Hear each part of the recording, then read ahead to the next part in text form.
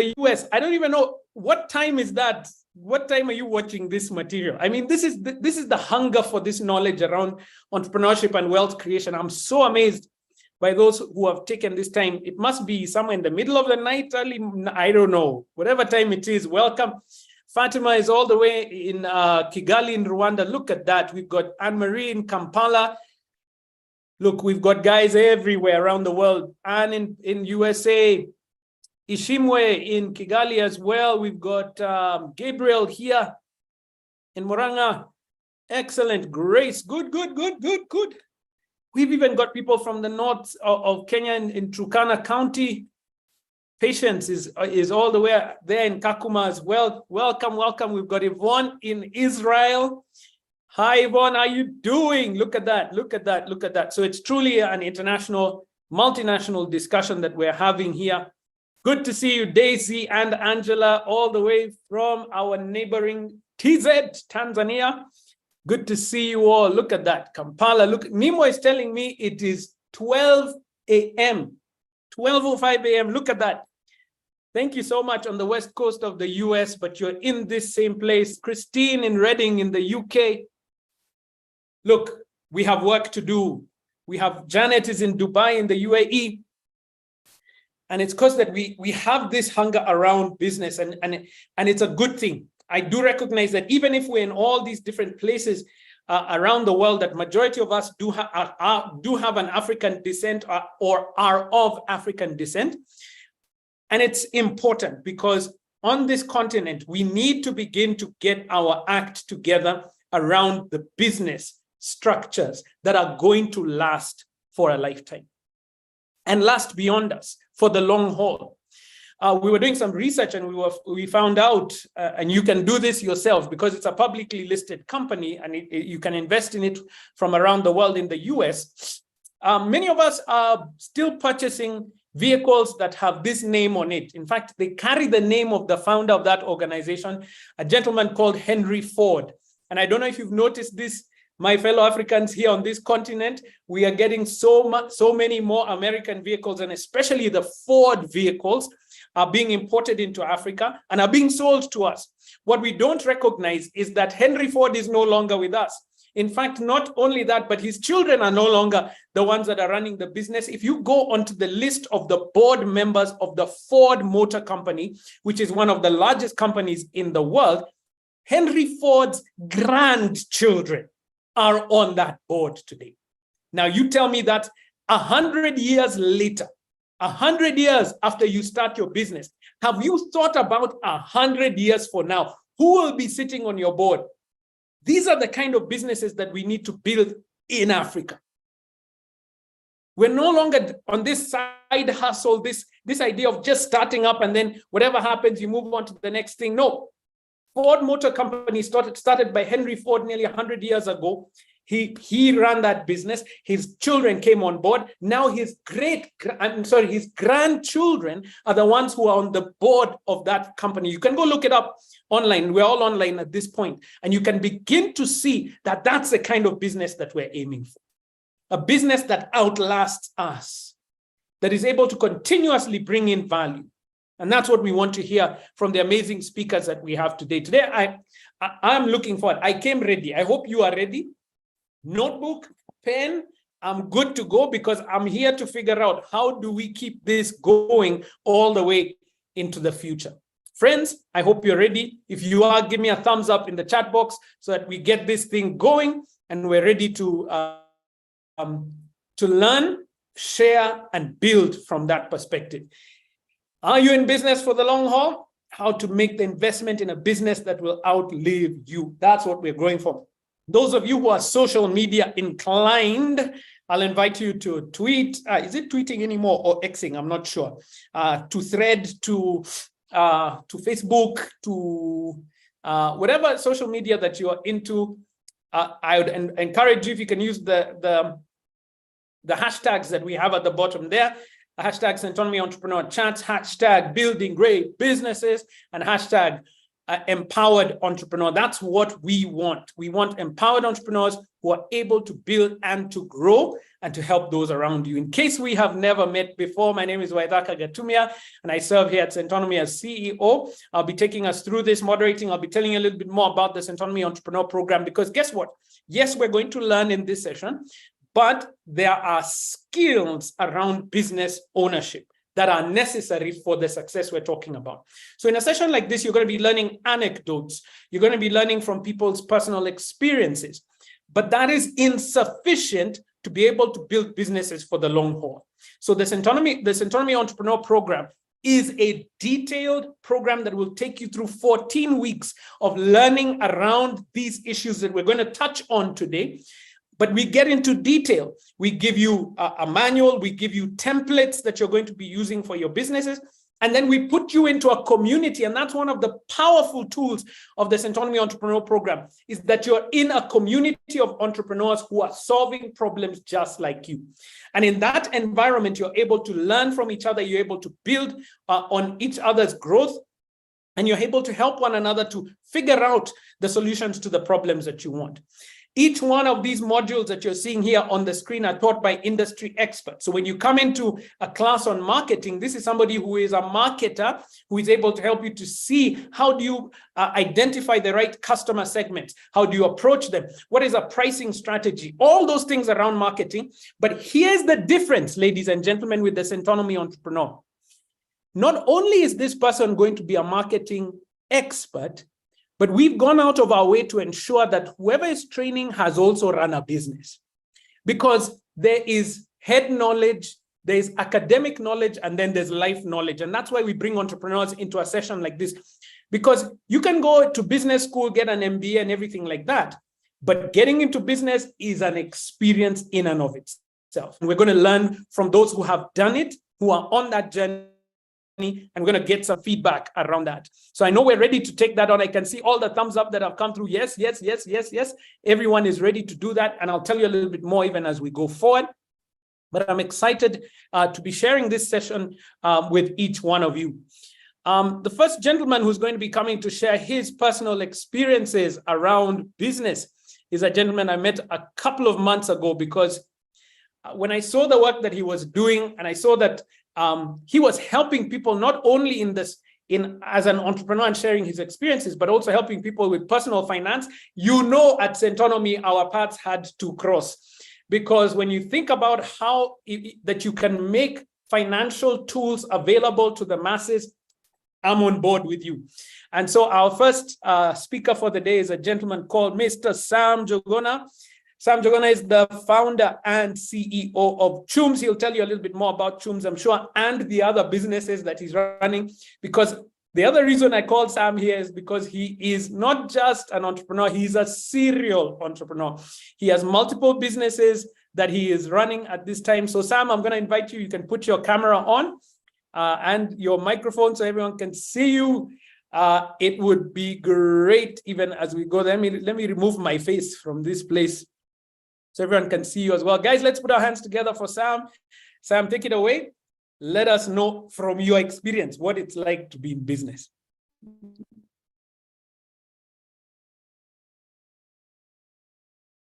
Yeah, so first of all, you know, when we're sharing ideas and knowledges,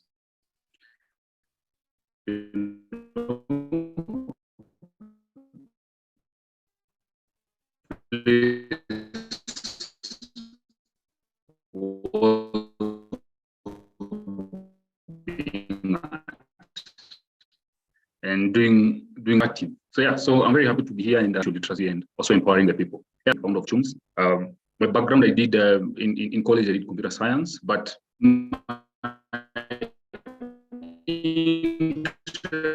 okay, Sam, we're going to take a short break. There is a network issue, and I do understand, as I said, in this place, yeah, we're all struggling around this. So Sam, let's try and do it without your camera on for a second and see if that's going to help us to hear you better. Maybe you can not just in IT, but seeing how. Mm-hmm. All right. You can hear me? Now. Yeah, I can hear you. Start again, Sam, because we missed all that at the very beginning. All right. So I was saying, so I'm more than happy to be here and to share ideas around how to build businesses. And I'm also happy and excited being part of an entity that has been involved in personal empowerment of people, whether it's on financial literacy or in building businesses. So giving a bit of background. My background is in IT, in computer science, but my interest was in seeing how IT can be used as an enabler for businesses. So if you remember going back to high school, if you can remember that Venn diagram, the Venn diagrams where we would draw IT on one end, business on one end. So my sweet spot was in that intersection. And interesting enough, I didn't grow up around computers. I'm very much a Shagsmondo. I come from the village in a place called Gatuto, picking coffee and all that. Yeah, and my first time interacting with computers was in high school. So that's where I got interest, and so that it could be a way of building businesses around that.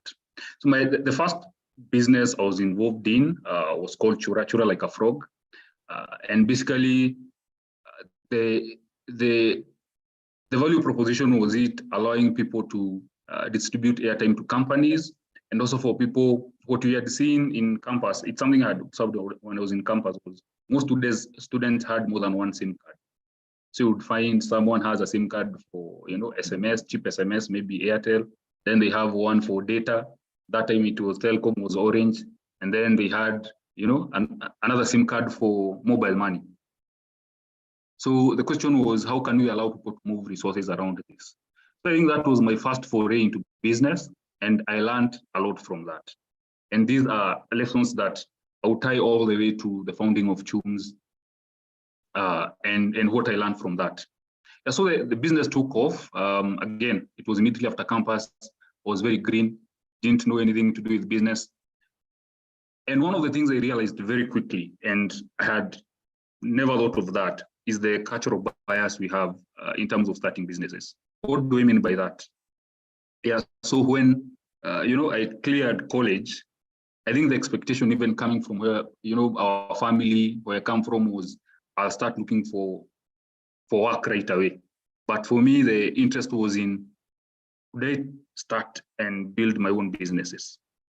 So I had a lot of blowback from that, and people back at home, I started being invited for these prayer meetings where they need to pray for me. They feel I've gotten lost. I'm not going back home. I'm just saying I'm building this thing. And for 6 months, they can't see anything I'm doing. So it was very intense. And I always tell people, in our setting, unlike, say, people who are abroad, where starting your own business straight from college is the norm, here it's still something relatively new. And you find you still have that cultural bias on whether you need to start your own business, or you'll take up the idea that you need to go and be employed. For me, the way I made that decision was, I'm a firm believer that your parents, your guardians give you two things. One, they give you roots, where they ground you in terms of moral principles. They also ground you in terms of the right things to do. They tell you this is the right thing to take. But the same guardians also give you wings, basically telling you can be whatever you want to be. And one way they give you wings is through education. So when they tell you can't start your own business, then you have, the roots in a way they are very strong compared to the wings. And in that case, for me, what I decided was just to go with the wings, start my own thing. I knew there would be a lot of friction. Then after around, I think, close to 1 year, that's when they saw the first clip on the newspaper saying, have you seen this innovation? And that was validation for them now to warm up to the idea that, I'm not wasting time. Yeah. So the first lesson for me was the cultural bias to that. The second bit had to do with building a team. So building a team is something very interesting because when you are starting a company and you're building a team, more often than not, the people who will join you are people you believe are going to fill certain roles that you feel you have weaknesses. And these do not necessarily have to be your friends. They can be people we term as weak ties. So for me, the way I went about that was, one, I'm always a strong believer in making original mistakes. What do I mean by original mistakes? If something has been written somewhere and it's something you can consume, then you're doing yourself a disservice by making that mistake again. But even with all the reading, there are mistakes that will still be very, customized to the setting you are in. So I always believe those are the mistakes you should be making. So the first bit was to identify people I can work with. And over time, one of the things I've learned is the ideal people whenever you're solving for a solution and building something for long term, for the long haul, are people we term as T-shaped. What do you mean by T-shaped? T-shaped people are people who look exactly like letter T. At the top, they are very broad in interest, meaning because you're building something, you're trying to understand what works. For example, Waceke will tell you when she was trying to do this, she would try to figure out what is it people are resonating with, what is it that they feel there is an actual need, how else creatively can we solve this problem? So the T-shape at the top means the interests are very broad and you can view things in different ways. And then the stem of the T, that's essentially like the trunk, means the person is also very deep into a certain field. So meaning Waithaka could have interest across board in how do we do the best designs of presenting this class? How do we how do we handle finances? How do we scale the company? But then you have interest in all those spaces, but on the stem, there's one space you're very deep into, which could be finance. So those are the kind of people you bring on board. And it's usually very easy to find those people. They're usually the people who are very curious, about what you're doing. They may not even be involved in, your close friends, but they're very curious to understand, what are you building? What is this? Where is it headed? Have you considered this? So those kinds of people. And then the other bit about building teams is also, there's always a question of delegation. And for that, what I always tell people is when you're building teams, one thing you need to know is you can never delegate what you don't understand. So what does that mean? Is if you don't understand what you're delegating, then you're not sure how the success of that activity looks like. So in that case, and the beauty of starting up and when you're building the business for long haul is you have to be involved in all facets of the business. Once you understand, and you don't have to be an expert, once you understand how does it work or how does it look like, or how does a good result of this activity look like, then you can delegate that and you can have team members working on that. And then the other bit I always say about building teams for the long haul. The nature of businesses is such that it evolves and there's a lot of innovation. So the other thing is when you're building a business for long haul and you have a team, the team needs to be heard. So in my case, what we did, and when we were building the first company, Chura, and it's something we also do now with Chums, whereby Chums is we are trying to innovate around to enable people to save every day, put the 5 shillings, the app guides them on how to save. So you find there's a lot of learning involved. So what we did, and we were very deliberate about it, we created the company to be a flat structure. What do I mean by that? It means everyone in the company is heard and our titles don't mean anything. I can go into that office terming myself as a CEO, but my title as a CEO ends where debate starts. So if you are ideating, there's always this energy that because you are the CEO, you have the last word. But in a space where you're innovating, and it means you don't have all the answers, input from everyone really counts. So the question is, how do you have that as ethos of the company going forward? And it's something very deliberate. Everyone in our company, on Fridays, we have what we call Frideation sessions. That is Friday and ideation combined, whereby we just share ideas, and everyone, as long as you're the one who's standing in front of the whiteboard, you're given your time to share, and say what you think about the ideas. So that's on the team. And then going forward on the financial bit, again, that's, if you're building a business for the long haul, that's something very crucial. And the question has always been, are you considering raising capital or do you want to bootstrap your company? Bootstrapping meaning basically you're funding the company from your own pockets. Some of the lessons I've learned from this is that one is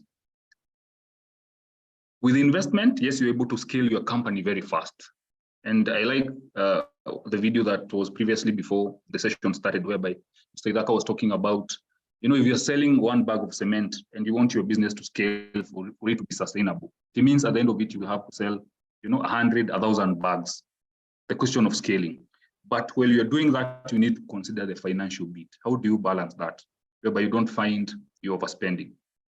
So the balancing act in finance is, if you're raising funds, there's always a tendency of the investment to drown the creativity in the company.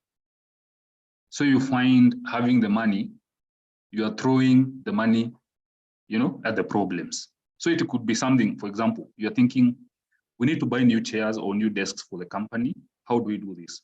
If you have raised funds, there's a tendency of saying, let's buy something new. If you're limited on funds, the question is, what's the actual pain point? Is it the tables, or is it that people need a better seating arrangement? So you get that creativity juice turning. And one of the finds, like I was reading a story about Google when they were initially starting, and what they used to use as desks were actually doors, milango. But now they put the stand behind it, and that's where guys were coding, that's where guys were programming. So those two things, if you bootstrap, what it gives you ability to keep your cost very lean, and you can see the unit economics. So for example, if you as the product developer, you decided one day to increase your money or sales, it has an overall impact on the bottom line. On the other hand, if you have investment, yes, you're scaling fast, but you might miss out on these nuances. So that becomes one of the key things you need to understand and balance in all this progress. So what have I learned so far? And this is something we have done in Chums. So with Chums, one of the things we have been very deliberate was to delay our fundraising so that we keep our house in order. We can see where it pains most. We don't want to scale our business and then at some point we realize, there's something we didn't take care of. So scaling at that point, the expenses become very, very high. So we delayed our fundraising, ran the business with, from our own pockets, because if you're running from your own pocket, you also know you have to be very lean on how you're spending. And then from there now you fundraise to expand. The other bit on finance is that I always say with business, and this is something I've also learned, when you're building business and you have founded a business, there's the gap between your personal way of running your finances and how you run the business gets blurred. The Kenyan data shows over 70% of businesses in Kenya are sole proprietorship. So that means there's a very thin line between your personal finances and how you're handling your business. So for that, one of the things you have, and if the business is influencing your personal life, it also means it affects also your lifestyle. And this is where now I bring in the whole perspective of keeping up with the Joneses. So we have social media, Instagram, whereby you are seeing people are going on vacation. It's a very heavy lifestyle, a very nice lifestyle. But here you are trying to build a business, which means you have to cut on your cost. You have to focus on getting money for your marketing, for your sales team, for putting the lights on. So for that, one of the other things you learn very fast is keeping up with the Joneses becomes a very Herculean task or very expensive for you to try to do when you're building a business. I remember when I started my first company immediately after college, all the guys, in a year's time got employed. But for me, I was still, just trying to put one and one together, trying to balance this thing. And it becomes a point of self-reflection, whereby you have to realize you're doing this for the long haul, which means you need to do sacrifices now for the future gain. The other bit I would like to mention a bit is on the emotional aspect. One of the things you find that's very interesting about business is that it thrives in chaos. But the human nature is always to make order out of chaos. So every day we make plans. In the morning, this is what we are going to do. I need to do this X. On date 30th of this month, this is where I need to be. But for a minute, think how life is usually structured. Life, you never know what's going to happen next. Anything can happen. You can be doing X, but then Y comes. Events come, and that's, like all of us were ready saying today we are going to have lights for us to, all join this forum comfortably. But what happened? Yesterday at 9, blackout. And there's chaos there. On the other hand, there's order. So building business is an attempt in getting order out of chaos. So one of the things I encourage people, and one of the things I've learned is you need to be comfortable with chaos. and it's a skill you need to learn. So one way you do that is by starting your business. You learn a lot of things that are unknown, be comfortable with the unknown. And one way to accommodate that is by having people who are mentors. The other thing is going deep into books. I always say books teleport you to a certain point in time, to a certain experience. And it's the only way you can have a conversation to someone who was there maybe in the 17th century. At the same time, maybe someone who's miles away. And they tell you whatever they learned, and even joining such forums, whatever they learned, and what they got out of that, and how do you accommodate that. On business again, one day you'll be planning for your accounting element, but then you realize the money is not enough. What does that mean? Does it mean you close the business? How does that look? Does it mean now you're creative and you look for people who can guide you? Can I get hold of Mr. Waithaka to guide me on this? And I learn out of this. So the question is, how now you build some sort of order or just being comfortable with chaos? The other point around being comfortable with chaos is, I have found solace in reading a lot of Stoicism. So Stoicism is part and parcel of what you get, also in religious readings, because it talks about how do you stay calm, or how do you look into the future in terms of turmoil, when things are not moving, or you're in the very rough seas. And Stoicism has been a key movement, which I've also learned most of entrepreneurs consume that as a way of guiding them on how to handle very tough situations. It also means when things are very thick, you don't want to show panic to your employees. Then you have to be very stoic and accommodate the chaos. And then the last bit, because I can see my time is moving as per what I was scheduled, is on the mental capital. The question is, how do you build resilience in accommodating this journey? Again, on this, I'll start with an anecdote. One of the things I always ask people is, who is Mr. Waithaka, or who is Steve? And the way people define themselves, they'll say, I as Mr. Waithaka, this is what I've done, this is what I like, this is what I've achieved. So you find whenever people define themselves, they define themselves using their past.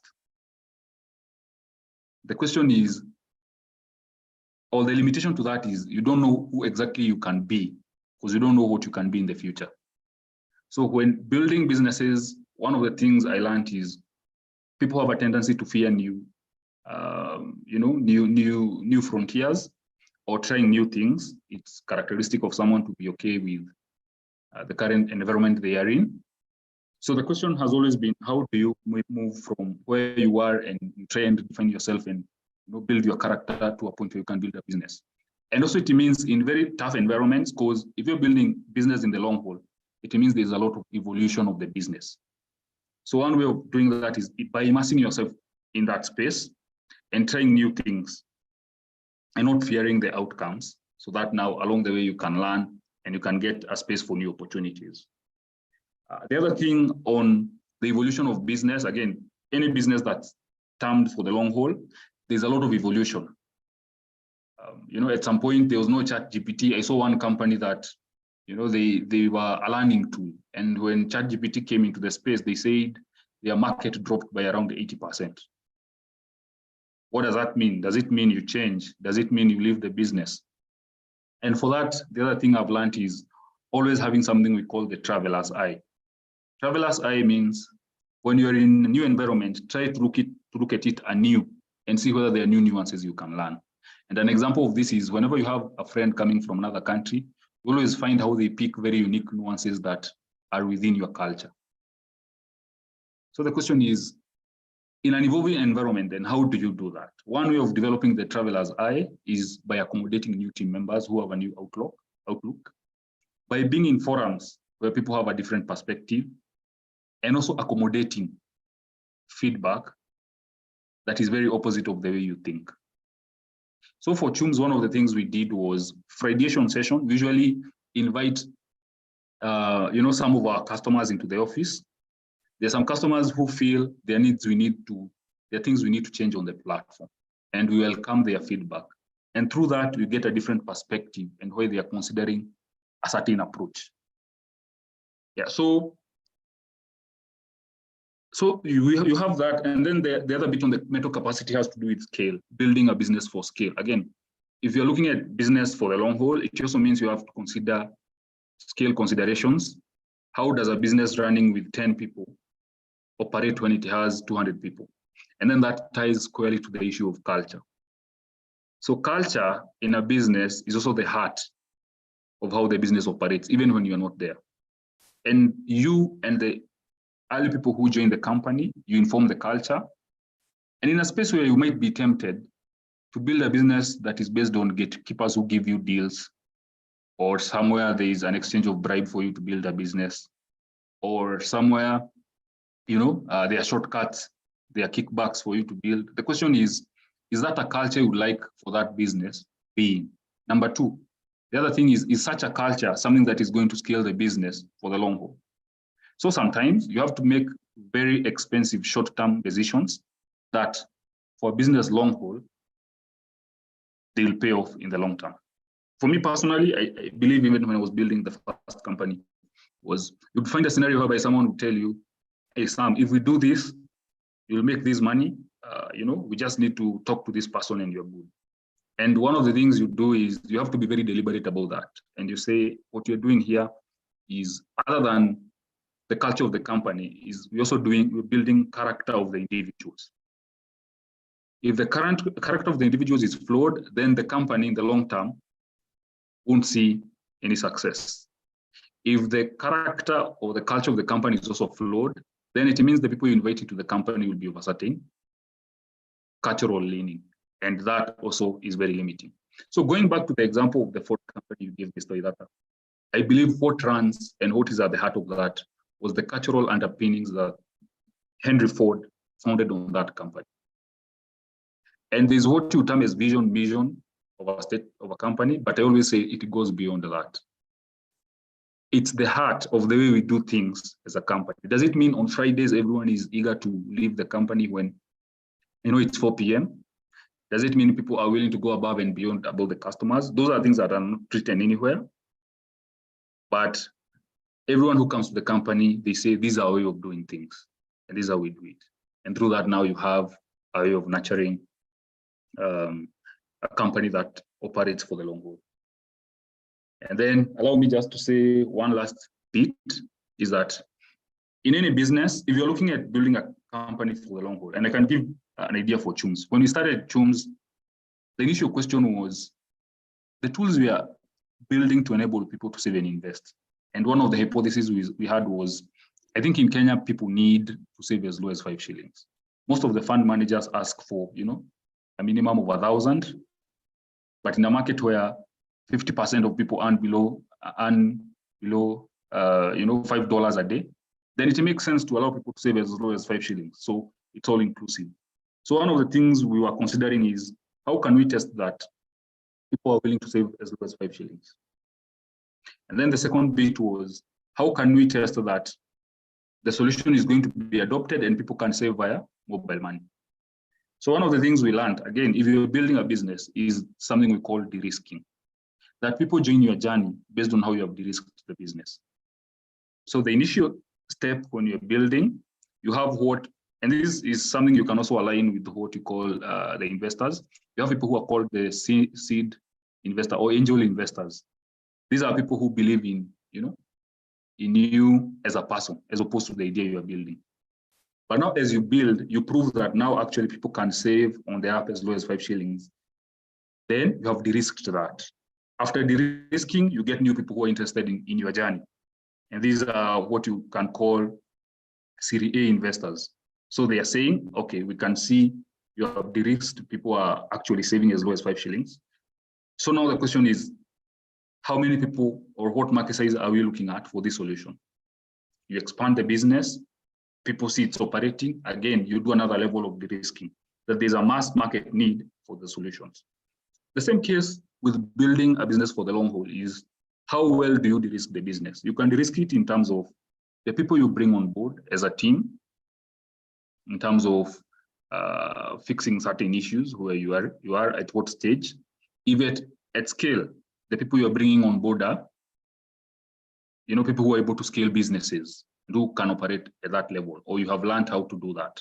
The other bit on a business level is saying this product can be consumed in many markets, not just in Kenya. So that in itself is also a consideration when building a business in the long haul. The de-risking bit, which also now goes hand in hand with the scaling bit. Yeah, so that's so that's my overview on some of the lessons I've learned. I think it's something I'm very passionate about, and probably can take a whole hour discussing just basically some of the lessons I've had. Yeah. Sam, I didn't want you to stop. I mean, like, you should see, I'm on page 3 of notes even at this point, and I'm so excited by it.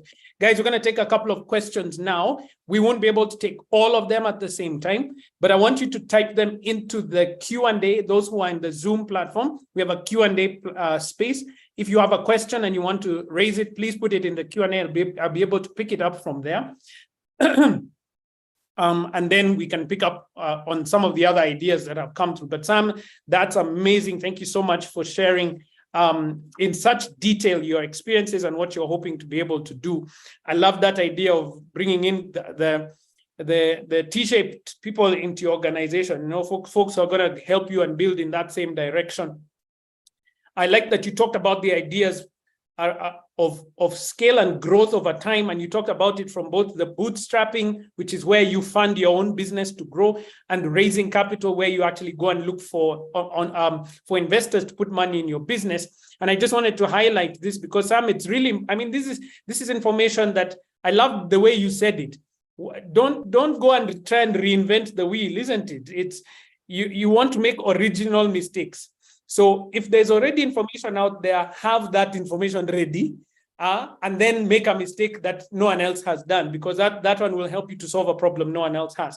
So you can see here in module 10, we are going to be discussing this idea of raising capital, understanding the different levels of capital, seed capital, angel investors.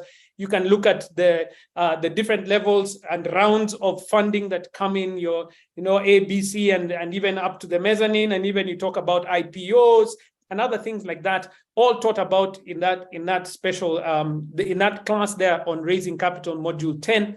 And again, we look for industry experts to assist us in doing that. Then you talked about the personal finance in business. If your money is not working, you can see module 14 of this class. If you are personally out of order, your business is going to be in order. And I thought that's important for us to be able to put that link in there. And then you talked about the idea of staying calm in difficult times to think, that mental capacity that you're discussing. And Sam, that's why we actually spent time in module 1 with the entrepreneur mindset, because we recognize it's not just maths. It's not just these formats that we have here. There are multiple things that are going to work into that. So all these things are covered in the Centonomy Entrepreneur program, so that you don't make, so as Sam said, you make only original mistakes. The ones that are yours, you didn't have to make a mistake that someone else has already done that you can learn from. So Sam, I'm going to give you one quick question here. This is from Tyrus Mushiri. I think he's saying, can you ask Sam how he handles incentives in a startup to push growth mindsets? Sam, maybe you can try and put your camera on now. We try one more time, because people like to see your face even as you're having a discussion with them. The background is startups needed. If it doesn't work, I'll tell you and you'll switch off again. The background is startups need a different set of growth mindsets to work in a team. So how do you handle incentives, Sam? I think that's a very interesting question. Remember, for startup, the only currency you have is vision when you're starting. And that's a double-edged sword. It works as a positive and a negative. One, the positive side is that the only people you get at that stage when you're starting are people who are very passionate about your vision and not necessarily driven by money.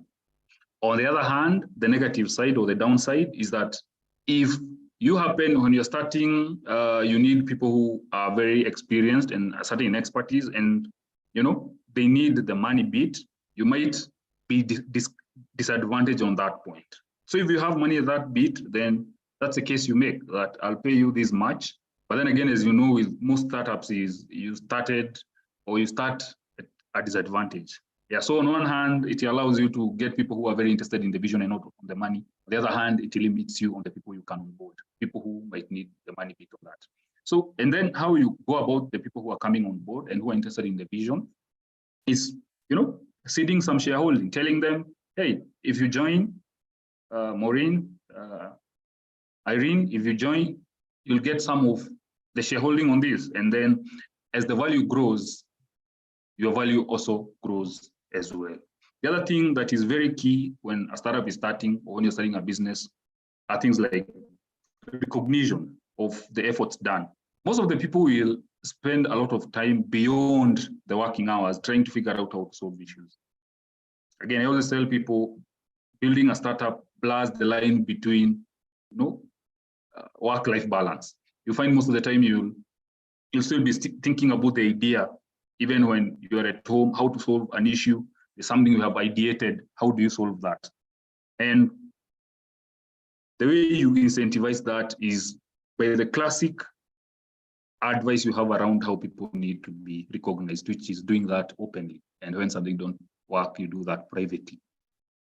So those are small nuances, but vision, people who onboard to the vision, give them the shareholding, and then too, if they have done a good job, recognize them widely. So, and more often than not, also from my experience, what I've learned is people who are very keen into the experience or into the vision, sometimes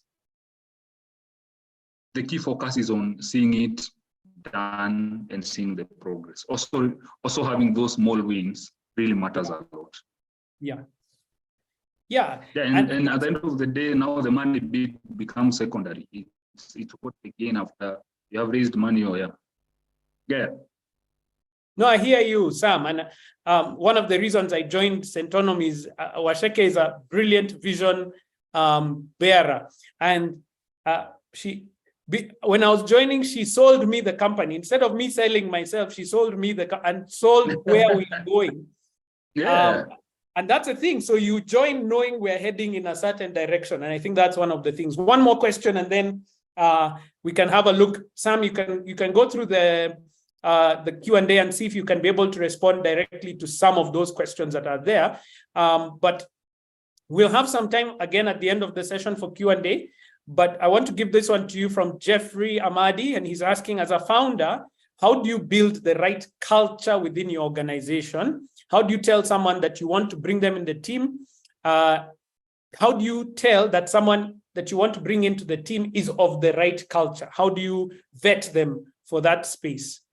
What's your experience, Sam? Yeah, so first of all, I think this is a case where you make your original mistakes. One way of learning how to hire the right people is by hiring the wrong people. We always say you're learning through negative lessons. So, one way of culture is, first of all, you have to define what would a successful culture for your company look like. Again, that's one of the things you can't delegate. It needs to come from you. If you are an innovative company, then it means at the ethos, you need people who are very open-minded. But even as we say that, there are things you can't be very open-minded about, like finance and accounts. Those ones you can't have too many creative accountants. So on the legal side, you can't be. But things that are malleable, things that you can move or that really matter, how do you want those to do? So you have to define it yourself. And then whenever you go out, so for me, I always see, anytime I go out and I meet people you meet there, anyone you meet, we always told that person knows something you don't. So the question is it that the things they know are things that can align with you, and you see these people as people you can, build a company with? So there's that open-mindedness, but at the same time, you have defined it yourself. And then there's the learning bit, which again, you can't delegate. Over time, you'll see what works and the kind of people who align. The other bit is by asking your peers. So for example, if I ask Mr. Waithaka, whom do you think can make a very good, maybe writer? More often than not, he recommends something. So I had a very interesting strategy that I did when I was hiring for my developer roles for Chums. So whereby what I did was I went to campus and I asked the guys, if I was to hire you and someone else to be a programmer, who else would you recommend? And if you ask like 10 guys that question, 7 of them will mention one guy, brilliant guy you can work with. Or maybe they have mentioned, they're hearing certain names that are cropping up. And that's how you basically get a recommendation, that is foolproof.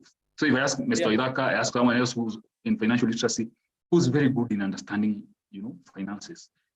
Mr. Waithaka will tell me one person. I'll ask Waceke, she'll tell me someone else, ask someone else in the financial. Then out of those, there's one common trend, and that's someone you can onboard. So and that's what we call the weak tie approach. It can be someone your friend knows, and maybe you loosely know they're brilliant in what they do, and you can engage them and see whether they are up, come and join you in your vision. Yeah. Amazing, Sam. Guys, let's put our hands together for Sam. He's done an amazing job, Sam Joguna. Sam, where can we find out more about Chums and other things that you do as an organization? Yeah, so for Chums, Chums, we define it as a goal-based savings and investment app. You can save as low as 5 shillings. The app is grounded on behavioral psychology, which means whenever you spend money somewhere, it will ask you, would you like to save some of the money? For those people who spend in a pub, there are special messages saying, if you spend in a pub, it will ask you, would you like to save some of the balance you have in your mobile money? And you can also save in groups. And in groups, whenever one person puts the money, it sends an alert to all the others asking them, saying, with that, get everyone saving. So the app is on Play Store site, chumz.io. For further discussion, I'm always more than happy, and also through our Chums customer support, I'll be more than happy to engage further. Wonderful. Sam, put that link in the chat box because some of that broke up a little bit so guys can find it. Look at it. Everyone is so grateful for what you've shared. Have a look also, Sam, if you can, through the Q&A. If there are any questions that you see you can be able to respond to because some were directed at you, please do so. And we're so glad that you've been here to share your experiences. I love that you shared that you are from the village and that, even it doesn't matter your background, you can be able to learn and build where you are from. So thank you so much, Sam. I appreciate you, and God bless you and the team at Chums as well as you help many people to save and invest as they grow. Thanks. Yeah, guys. I mean, this has been so far so good. I'm already, I told you, I'm 4 pages into notes. I hope you are the same, and we're gonna continue to learn and build even in this space because it's vital for each one of us to understand the outcomes that we're aiming for. So I just had a couple of things to share with you. This is now my experiences, and hopefully they're useful for you as well, even as you grow your businesses and things that you need to think through and as you build. I've talked to now probably thousands of entrepreneurs. Now I'm into the thousands. I was about to say hundreds, but because of the Centonomy Entrepreneur program and some of the other partnerships we've had, like with the we partnered with Safaricom, and if you remember the Be Your Own Boss Blaze, if you remember Blaze, so we went around the whole of Kenya speaking to young entrepreneurs. And we've also been working together with KCB and their Biashara Club and helping the members there as well to grow businesses. So yeah, now it has hit thousands. One of the key factors, hopefully this is going to be helpful to you, is that as an entrepreneur thinking about the long term, if you're going to be in business for the long haul, you have to have faith. Now, I'm not speaking about religious faith. However, that faith is important as well. But I'm saying faith that is a strong conviction that, number one, you have a good product or a service. If you don't believe you have a good product, it's very difficult to convince other people that you have a good product or service. And so the faith means that you have a conviction that my product is better than the others. My product is worth your time. My product gives you a specific benefit that others don't. One of those benefits could be it's more affordable. It's more easily accessible. It is better quality. All those different ones, you need to have a conviction of faith that you have that same space. And I've seen that across the board with entrepreneurs. I love every entrepreneur who's writing and telling us what business they're in and they're coming into this space. These are people who are proud of, not just proud of themselves, but they have a conviction of, they have faith that their product or service is worth your time. And so when they come and speak to you, you believe along with them. Because if you don't believe, we as human beings also, we get lost along the way. The second thing, B, that you have to have a strong conviction of faith around is that clients will appreciate and be willing to buy your product, especially at the outset. Those who are at the startup stage, I've seen quite a few people here saying, I'm starting up, I'm in that stage. How do I know that the clients are going to get us? And this is it. Clients will appreciate and be willing to buy your product. You have to believe that. You believe that your product is better than, is going to solve a specific problem that those people have.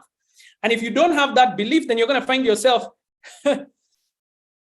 over and over again wondering whether you should start or not, because competition is a big part of business. There's probably a whole other organization or multiple organizations doing the same thing that you're doing in quotes, the same thing, similar businesses, similar products or services. And so you need to have faith that yours is worth people's time.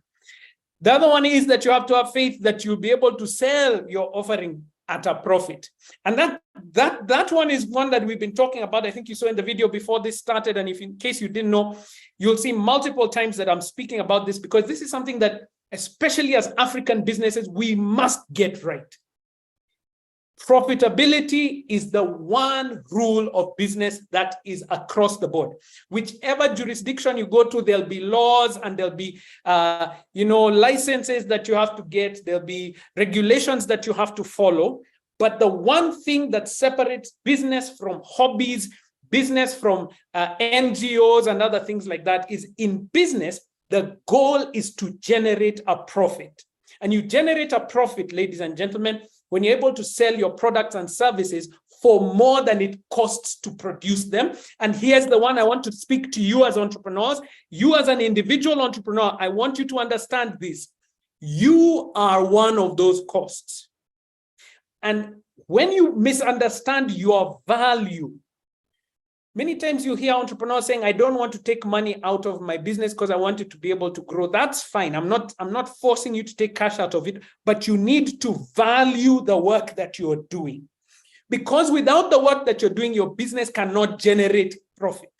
And so if you have not accounted for it, and we talk about that in the class, we have a whole session on how I make money from my business. If you have not accounted for your value, then you may be selling your product or service at a loss. And it's impossible to see because you've never accounted for your value. You've never actually put the cost of the work that you do. And this often comes from a place. Remember, Sam talked about our mentality.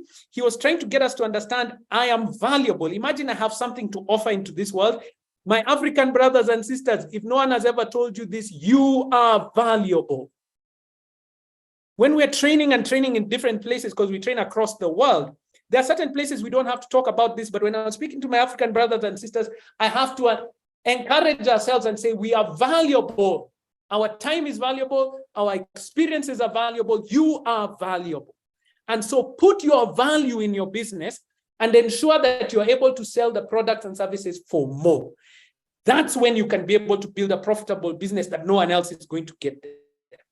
So let's talk about that even as we go. And last but not least, that you'll be able to sell it for the long term. So we talk about the idea in the class, we have a class on strategy and structure, that you begin to look and say, can your business be effective, not only the model, but the product and services over the long term? So you're trying to see into the future, will I be relevant in a couple of years? Because if you're going to be in the long haul, then you need to think, is my product or services able to grow in that way? And how do you do that? Because products and services have to change. Believe me, the Ford Motor Company that we said is 100 years old is not selling the same Model T that Henry Ford produced. They're selling much better vehicles and different vehicles today. That comes to point number 2, which I wanted you to write down, which is adaptability. So the first one was you have to have faith. If you're going to be in business for the long haul, you have to have faith, and faith for those various things that I noted down. Number 2, you need to have adaptability. If you saw that last point on faith for the long haul, adaptability means that you're able to adjust in the various environments. Remember what Sam was talking about a couple of minutes ago. You need to be able to follow the needs of that market. You're adaptable to the needs of those people, your clients, and in whatever space that they are, so that you're able to help them across time. The second one, as far as adaptability is concerned, is that you also need to be able not only to serve the needs of the market, but here's one that as entrepreneurs we often forget: we also need to create needs. Write that down. Some of the greatest businesses around this world are actually great because they created a new need. Sam mentioned something like ChatGPT. That was something that did not exist. We had no clue about AI for so many years. Artificial intelligence was not a product, was not a service that we had. We come closer to this country of ours, we didn't have M-Pesa. M-Pesa was not a thing that we were able to do. Before Centonomy began, Waceke looked in the country, and even until this day, we don't have many people who are talking about financial wellness and financial skills, personal financial skills. And so in looking at it, you're saying you're creating a need as well. Not all businesses are going to create a need outright, like when you talk about innovation, but you can create a need even within a commodities market, for example. You can be able to adjust and say, hey, look, yes, we are all selling maize, but my maize, we have been working on it, and it is of higher quality. We've been able to make a hybrid with other maizes from different places so that my maize lasts longer, gives a higher yield. So within even a commodities market, you can create need, and that's something that is really important for us to do. Now, as you do this, ladies and gentlemen, you're not going to be perfect. And if you heard what Sam talked about, and you hear from the other entrepreneurs, there will be some hits, there will be some misses, okay? And as an entrepreneur, you need to be able to quickly appreciate them and do and work around them in order for you to grow. Even the largest organization by market cap, couple of years ago, one that you know called Apple, has made mistakes. I don't know how many of you remember the Apple products that came out, and they had these new keyboards, and they were called the butterfly keyboards. And they also removed, if you remember, the MagSafe, which was how you connect to the power. And everybody was just like, this doesn't work. So it was an innovation that they thought was going to help the clients, but they found that it took it away. And guess what? In a few products later, they brought those back because they recognized the needs of the customers. But that does not stop innovation. Just because you make a few misses, you also have to put into place some of your innovations are actually going to be hits. And so you have to continue to innovate. So you have Apple, the same company that made mistakes around the butterfly keyboard, the removal of the ports like the MagSafe, they even removed the HDMI cables, now they had to reverse them. It's the same organization that brought us the iPhone, the iPod, the Mac. These are all things that did not exist before that. And so we create needs as well. And creating needs I told you, it doesn't have to be, innovation that is going to be, technological, that has never been seen before. Can I give you an idea of what I mean by this? Hey, if your product or service is not available in a certain area, when you bring your product or service into that area, you're creating a need. They didn't have access to it before. They never had an opportunity to purchase it. And so you're creating needs. So adaptability is key. And the third one, which I want you to write down, and this one you cannot escape. I told you I've been studying entrepreneurs now nearly a decade. And in looking at what makes successful entrepreneurs, this one is key. And it's part of what we try and train in the entrepreneurship program. But it's something that you also have to search for yourself. So write this down. Number 3, you need to be obsessive at problem solving. I sat down with Sam. I've talked to Vasheka, I told you I've talked to many different entrepreneurs, and those who have found success, they are obsessive about problem solving. And I'm not just talking about, how you saw a need in the market and you provided a product or a service that solves that problem. That's the surface level of this entrepreneurship program. When we talk about problem solving, say financial problems, you had what Sam said. There are going to be needs for your business to grow. You need to get investment. So you're solving problems. Do I bring in financing, or do I continue to save as a company and grow? Where do I grow? Do I use debt? What am I going to do there? You're solving that problem. Then you have a human resource problem that we were discussing a couple of minutes ago. That human capital, what is it doing for you? How do you get that culture? So you're solving the problem of culture. Then you have regulations and government. So as regulations change, all of us are adapting to the new tax laws that are in place after the finance bill here in Kenya was passed. How do you adapt to that? Market-related problem solving, where, oops, suddenly things have changed. And that's something that we are dealing with here at Centonomy, where we were fully physical training company. And then suddenly, hey, the market changed and we were told, close all your doors. And we had to come and do what we're doing right now and deliver our classes through a Zoom session like this. What are you going to do as an entrepreneur? Because it is constantly changing. And in the Centonomy Entrepreneur program, we are focused on this because we recognize that each one of these is necessary for you to achieve the goals that you have. So when we talk about being a problem solver, we have a session like module 2, which is design thinking. And I don't know if you noticed, Sam said at Chooms, we bring in customers to tell us what their experience has been like, to tell us what it is. We talk about that and give you the tool set and some templates that you can use to speak to your customers in design thinking. Why? Because when you get feedback, it makes you better. So when we talk about obsessive problem solving, you need to have an idea of what the problem is even before you solve it. What Sam was talking about and saying, you cannot delegate what you don't understand. That's what this program is going to give you. As the Centonomy Entrepreneur program gives you exposure to all aspects of your business so that you know what to delegate and what not to. So that you know how to bring on board the resources that are required and wait for the ones that are not. Ladies and gentlemen, the Centonomy Entrepreneur program is going to be starting up in just a couple of days. We're going to be beginning, on the 7th, I believe, of oops, I need to get some water for that, of September, and we're going to be starting up very, very soon. And so this is the right time for you to make that investment into the program. It is only 60,000 shillings on the 6th of September, on the 6th of September. You make a registration today, and Ruby, who is the head of entrepreneurship, she's been so kind. She said, if you show up for this entrepreneurship chats, you're going to get a discount on that registration fee. You can register with only 1,000 shillings, Kenya shillings, and then you pay the rest of the fees in installments, as you can see there. The first installment 21K, the second one 21, and the last one 18,000. And this is just because we understand cash flows come monthly, so you don't have to pay it all at once. Month 1 you pay 21, month 2 you pay 21, and the month 3 you pay 18,000. The classes run twice a week, once during the week on Wednesday at 6 p.m. and Saturday at 9 a.m. And you select one of those two. So you don't have to come twice in a week. You only come once in a week for 14 weeks. All the classes are live via Zoom, the way we are having this. But the classes are slightly different because we're using the webinar format.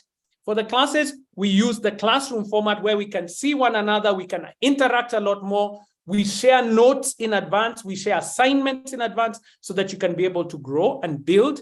So I want you to, everybody take a quick screenshot of this so that you know how to make your payment and take advantage of that discount that is there.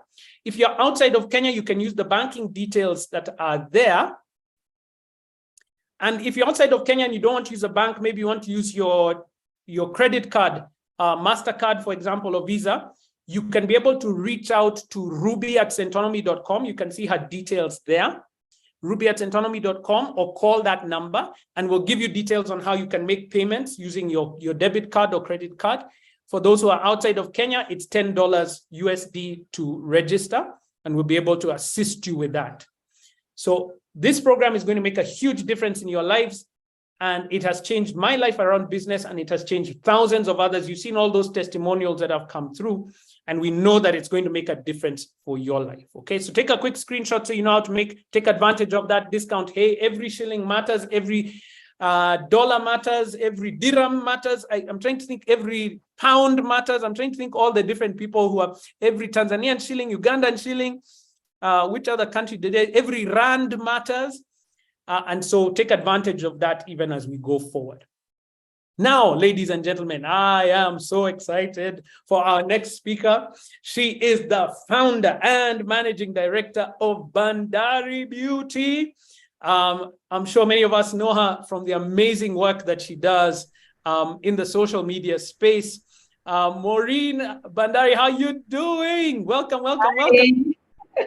I hope I'm visible, though. I'm trying to see if my camera looks nice. You are fully visible. Let me spotlight for everybody so that you can be seen clearly. Welcome to the Centonomy Entrepreneur Chats. We're so excited to hear your story of entrepreneurship. Tell guys, how can you be in business for the long haul? Thank you so much, Waithaka, for the really nice introduction. And I was just smiling as you were trying to tell people how to sign up for the class, because I did it myself, actually. And I remember during the financial class, I was just like, what is this you guys are talking about? Because, you start realizing, you have to be very serious with your finances if you want to have your business for the long haul. So my beautiful name is Maureen Bandari. I'm the founder and managing director at Bandari Beauty, where we give personalized skincare solutions to enhance your confidence and well-being. So obviously we kind of look like we are in the retail business, but we recently during our strategy meeting got to realize that we're actually in the service industry based on what we offer our customers. So that also shows you that you learn on a daily basis. You can think you're in this particular section of a business only to find out later that, we give free consultations in the store, we give skin analysis services, we give derma services. So when you look at what we do, really, we are in the service industry. It's just that the end product is selling of a product, which can easily make you think that, I'm in a retail business. But when you think critically and look at it, you end up finding out 5 years later, after having the business for this long, that I'm actually in the service industry. So my story starts way back in 2018. So in 2018, I was living in Mombasa at that particular time. And this was quite interesting because at that time, you don't have a lot of, dark skin, friends and whatnot. Most people that you relate to are, the Arabs, the Swahilis, who are different. And most, let me say, most shops that were existing in Mombasa at that time, when it comes to makeup, because we started as a makeup business, hence the name Bandari Beauty and not Bandari Skincare. So we started as a makeup business. And at that time, every cosmetic shop in Mombasa used to have shades. Let's say if you're looking at something like foundations and lipsticks and powders and all these things, most people used to stock things that can work well for lighter skinned toned women. So because I was so good with shipping things from US, from UK, I decided to start shipping in my own makeup. So because I'm also in the social media space, you would find a scenario where I have shipped my own makeup, I have used it, I have watched all these videos, the Jackie Ainas of this world. Maybe Waithaka and Sam, you might not know who those are, but probably some of our participants online might know who those are. And you found a scenario whereby people like me really didn't have somewhere to shop. Obviously, Nairobi shops existed that catered to everyone. But in my environment at that time, around 2018, nothing much was happening. So I started shipping in for myself, and really fast, I started getting the inquiries from, my followers, like, foundation is this that you're wearing? Which stick is this that you're wearing? I want to buy from you. So at that point, really the business mindset was not there. It looked more of a pocket money situation. Like, I know how to ship, you don't know how to ship. Give me your money, I will buy for you when I'm buying my own things. And then, you'll pay me you'll pay more like a deposit. And then once the items arrive, you just clear and I get my little pocket money to go out and, enjoy life with my friends. So the first time I announced to my followers that I'm open to taking orders, the orders were so many. I remember going to my room and I'm just so shocked, wondering why did I even do this? Because I was not planning to have a business. I was just, maneuvering my way around, because I had a well-paying job at that time. I was doing sales and marketing in big pharma. So really doing anything along what I was getting into was not something that I had thought about. I had, sat down and come up with a business plan and things like that. So I did that for around 2 months, I would say. And within those 2 months, it became very clear for me, this can be a business model. This can be a very profitable business. So let me actually be very serious about it. And I remember now going down, writing my own, sketch of what a business model will look like. And I kind of started following up on that. But I remember in 2018, 5 months in, I learned my very first business lesson, which was, do not ever have one supplier. The one I learned by getting burnt the worst way ever. So I got to a point, because at that time I didn't really focus on having it as a business. I was doing mostly, pre-orders, where you pay a deposit, I buy the items for you. Once they arrive here, you clear your shipment, and then, I'm able to send the items to you. So in this scenario where I have orders worth around 400,000, people have paid their deposits. I'm only using one supplier, one shipping agent. And then something happened to this agent. For 4 good months, I had nothing. Literally, my business came to a standstill. And you can imagine you're an online personality, so people have access to you. You have their money. You're already looking like a scam. And you know how you're giving people excuses like, oh, the shipping agent has said this, the shipping agent has said this, the supplier said this and that. And I remember being without stock for 4 good months. And at that point, I just thank God I had a well-paying job. So I just used my salary for 2 months and paid off anyone who had given me, like a deposit. But I immediately learned my first lesson. Once I'm back on, I need to have at least 3 suppliers, 3 shipping agents. You're shopping from US, you're shopping from UK, you're having this agent from Dubai, you're having this agent from US, you're having this other agent from UK, so that if one of the channels is having an issue, then your business can easily continue as they sort themselves out. So another lesson that I learned really quick was never to quit your job, especially for those who might be having their businesses while working. Never quit your job to start a business. Do not do that, because you have not done any proof of concept, whether that business can be viable, can be profitable, and all that. So for me, I worked all through 2018 to 2019. I had been in the big pharma industry for around 6.5 years. So by that time, I also wanted to look for what is next for me. And I started the business in 2018, and around July 2019, it was very clear for me now it's time to move on to this, the next thing, and it was time for me to quit. But before quitting, I remember when Sam was talking about finance, where do you get funding for your business and all this, I knew for a fact I have no funding once I leave my workplace. So if I'm to go into business and do it on a larger scale, then I have to work backwards. So let's say I quit around July, around February that same year, I started saving for my business. I started looking at it from a point of, if I'm to be comfortable and maintain my lifestyle at that particular point, if my business fails, how will my savings look like? And if I'm to, scale up my business to a certain level, how does the financing also look like? So I started saving literally almost all my salary at that point, from February all the way to July before I quit. I started saving on a monthly basis. This is what I'm going to do. And at that point, I really didn't have any experience with financing, accounting, and all this. But I used to have various apps where you can say, this one will go towards my expenses, this one will go towards business, this one will go towards, fuel and all these things. So I quickly started saving that way. And I remember at that time I had, was it NCBA Loop or something? And they were really, huge on young entrepreneurs. You can even have like a goal. And I feel like Chums can also be something like that, whereby you have a goal and you start saving towards that particular goal. So you can't really touch the money until you get to that particular goal. And that is what I ended up doing. So once I quit my job, then the second lesson for me in business became branding.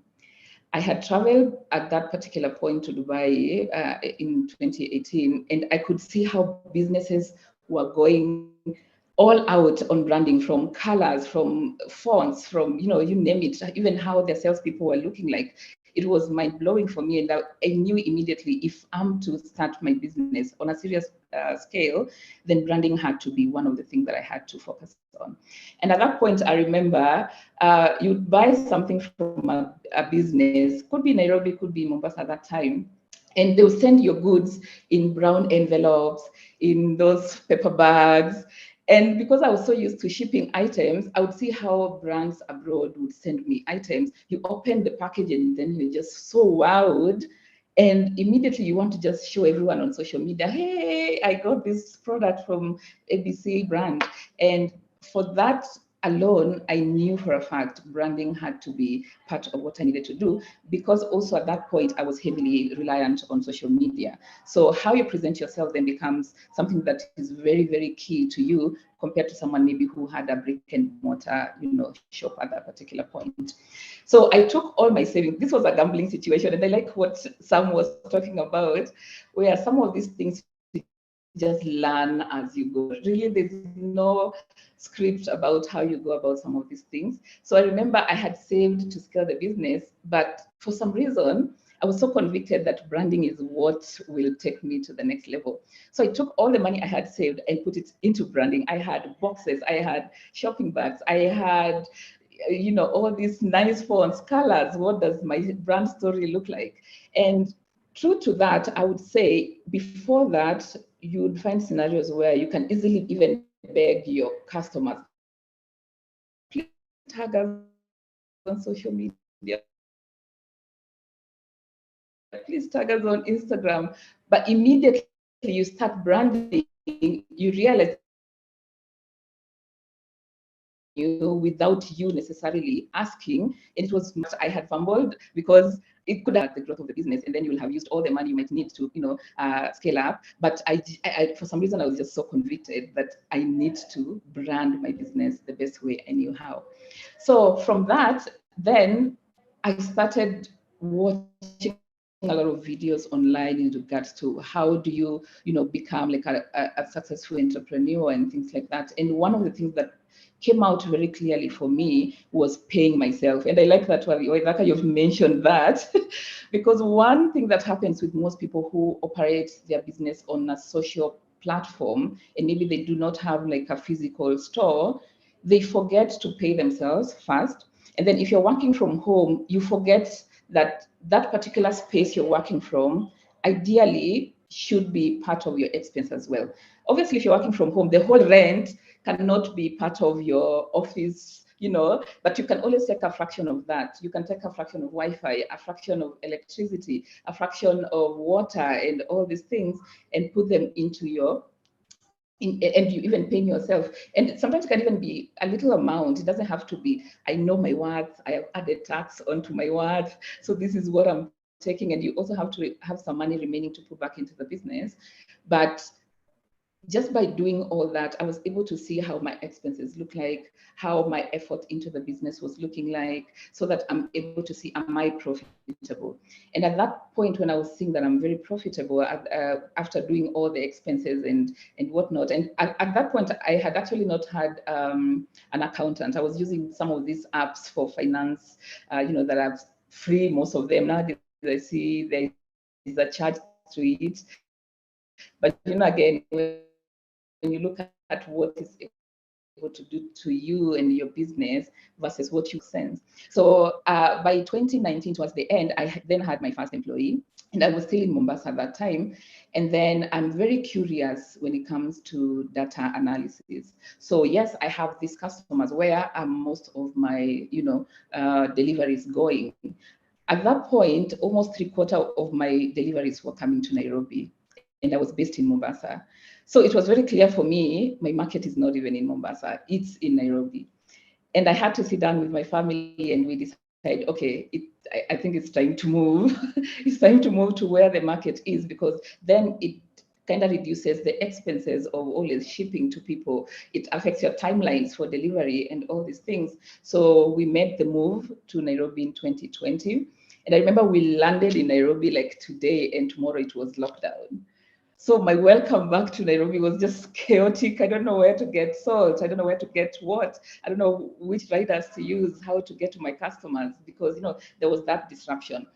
But with the disruption, I loved what came out of it, because now it was COVID time. People are not going to work. They're doing meetings on Zoom. So you're not wearing makeup per se to come on Zoom. Everyone will wonder, where are you going? We're not going to work, And since I was doing both makeup and skincare, I realized at that particular point, there was more need for skincare, and more or less from an educational perspective, where you find someone probably has acne but does not understand, why do I have acne? How does it come about? Why do I have dark spots on my face? Why is my face flaky? Why is this and this happening? So I realized there was a very big difference between makeup for me at that particular point and skincare. Whereas with makeup, you'd find a scenario where if I want a certain shade of lipstick, if you don't have it, you don't have it. I will probably move on to the next person who is selling that. But if I am coming from a skincare perspective, I only have the problem. I have the problem, which is acne. I want this acne to disappear, and that's it. I don't know anything else in regards to what I need to use and all these things. And for me, because it was a passion all through, I knew a lot from a skincare perspective. So I realized my selling model then at that time was heavily reliant on educating the masses and not necessarily selling the product. So a customer would come, I need this fixed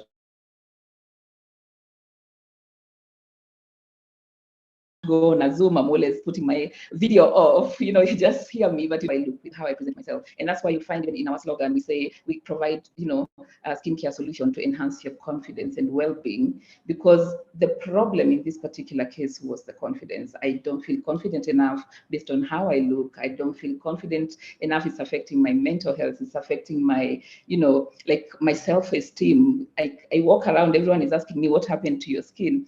And I realized at that time, there was a lot of education that needed to be done so that we can find out, okay, how did this start? How can we work on it and, give you the results that you need? And at that time, from the curiosity angle, I realized I am very quick with solving problems. And I like that Waithaka had mentioned that. And if you see me looking sideways, I'm trying to look at my notes as well, whereby Waithaka was talking about you have to be obsessed problem solving. And at that time, I was getting all these issues. One of them was customers would send me photos, because I was purely online at that particular point still. So customers would send me photos so that I can be able to see their skin and then give them advice. But then over time, I started getting a lot of Muslim customers. And with Muslim customers, and especially if you get the conservative type, they were a bit apprehensive, like, why am I sending you my photo? Can we just meet somewhere in town? You look at me and then we leave each other, and then we continue the conversation online. And then there was also a group of customers who had to severe acne, and then they come to me for solutions. And immediately I would ask them, why are you not seeing a dermatologist? Because where your acne has reached, it actually needs some professional help. And most of them will say, I've visited most dermatologists and I don't feel like I'm getting better. But when you look at it, most dermatologists are actually professionals. They have gone to school, they know these things. But the disconnect was coming from a point of, let's say a dermatologist will see a patient, they will get better, and then maybe they'll be released from treatment. But this particular patient will go into the world. They are modern women. They also want to use skincare. They want to use fragrance. They want to use makeup. But they didn't have that guidance now of, okay, I am done with the treatment, then what? What do I use now to maintain this acne-free skin? And from that angle, I knew anything wrong that can happen can easily create a relapse. So I reached out to a dermatologist, if we can partner, and created a model on how then can we give end-to-end support to specific kind of customers that we have who might probably be having more eczema, be it psoriasis, be it acne and all these things. So within no time, it was very clear for me, innovation and thinking through problems was very key to me in terms of how I think. And I remember someone asking me, don't you think some of these things that you keep coming up with, and when you look at the competition in the environment in Kenya, with everyone going towards the same flow, and it's not something unique really that you're coming up with, don't you think at some point you guys will be so saturated? And I remember telling that person at some point, the problems will always be different. Yes, today this is the problem, and yes, this is the solution we have come up with, and everyone is doing this. But tomorrow, something else is coming up, and sometimes you can be the one even creating this particular problem or noticing this particular problem exists, so that you're able to solve that particular issue. So when it comes to now that particular need that my customers had for, I need you to see me physically, I'm not sending you my photo, then it made me want to move into a physical store now at that particular point, because I had done online from 2018 all the way to 2020 and early on in 2021. So in 2021, around July as well, I then decided to go into the physical aspect of the business, so that we're able to give also, again, end-to-end services to our customers. I remember one thing you'll come to know as an entrepreneur is that you'll never be ready. You'll never be ready to do anything, because even by the time I was going into a physical store, I wasn't sure that this is exactly what I need to be doing. But I'm thankful that I had friends at that time who had physical stores, and they kind of pushed me and told me, you have to have a physical store because your business is demanding. It's not even you who's deciding and saying, oh, me, I want to look cool. I want to look like, hey guys, I have this store. In fact, I have 6 branches. I have one in Nairobi, one in Mombasa, and all this. And sometimes society pressure can actually make you want to prematurely open branches everywhere. But it has to be customer centric. What is the customers demanding? What is my business demanding as well? So once I opened my first store in July 2021, immediately I knew, when it comes to all these things about, what is the culture that you want to cultivate and all these things, I knew I had to have processes. When I look at my business and where I wanted to go at that particular time, I was looking at the long term. Immediately I started thinking about scenarios whereby you have this successful business that can proceed even you, and I remember at that time, Waceke, I can see her, she's online. She used to talk a lot about, can your business continue, functioning even without you? And I remember asking myself that question and nodding my head, because I was the accountant, I was the marketing director, I was the social media person, I was the one making my orders, I was the one, doing all these things, including even doing the normal consultation to the customers. So it was a bit like of one of those things that you sit in a corner and then you're wondering, okay, so if I'm supposed to get to that particular point, then what are the steps that I need to do? And from that particular point, I would say that is when I really started having structures in the business, whereby there's this finance department. Who can I have in the finance business? And you'd find scenarios whereby when you're a startup or you're a small business coming up, you really don't have enough funds to pay all these people. You don't have money to pay, marketing. You don't have money to pay like a in-house accountant and all these things. And what I would say is you have to find out, what are you good at? Because the things that you're good at are easier to do without you feeling like you're exhausted, you're going out of your way to to do these things. And then the thing that you're not good at, those are the ones that you delegate, those are the ones that you get people for. And when you think about where we are, for example, and you think about, okay, I need to hire an accountant, I need to hire a marketing the money from. So the thing for me at that time was, if I'm hiring these people, it's because I want to grow. So if I want to grow, then they should be able to pay themselves.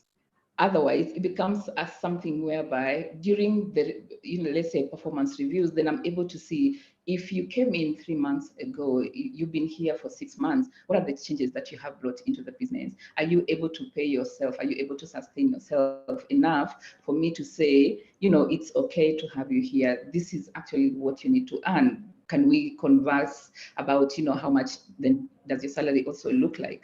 So you can always start small. And I like what Sam talked about, whereby when you're hiring people for the first time, it's good to share your vision with them.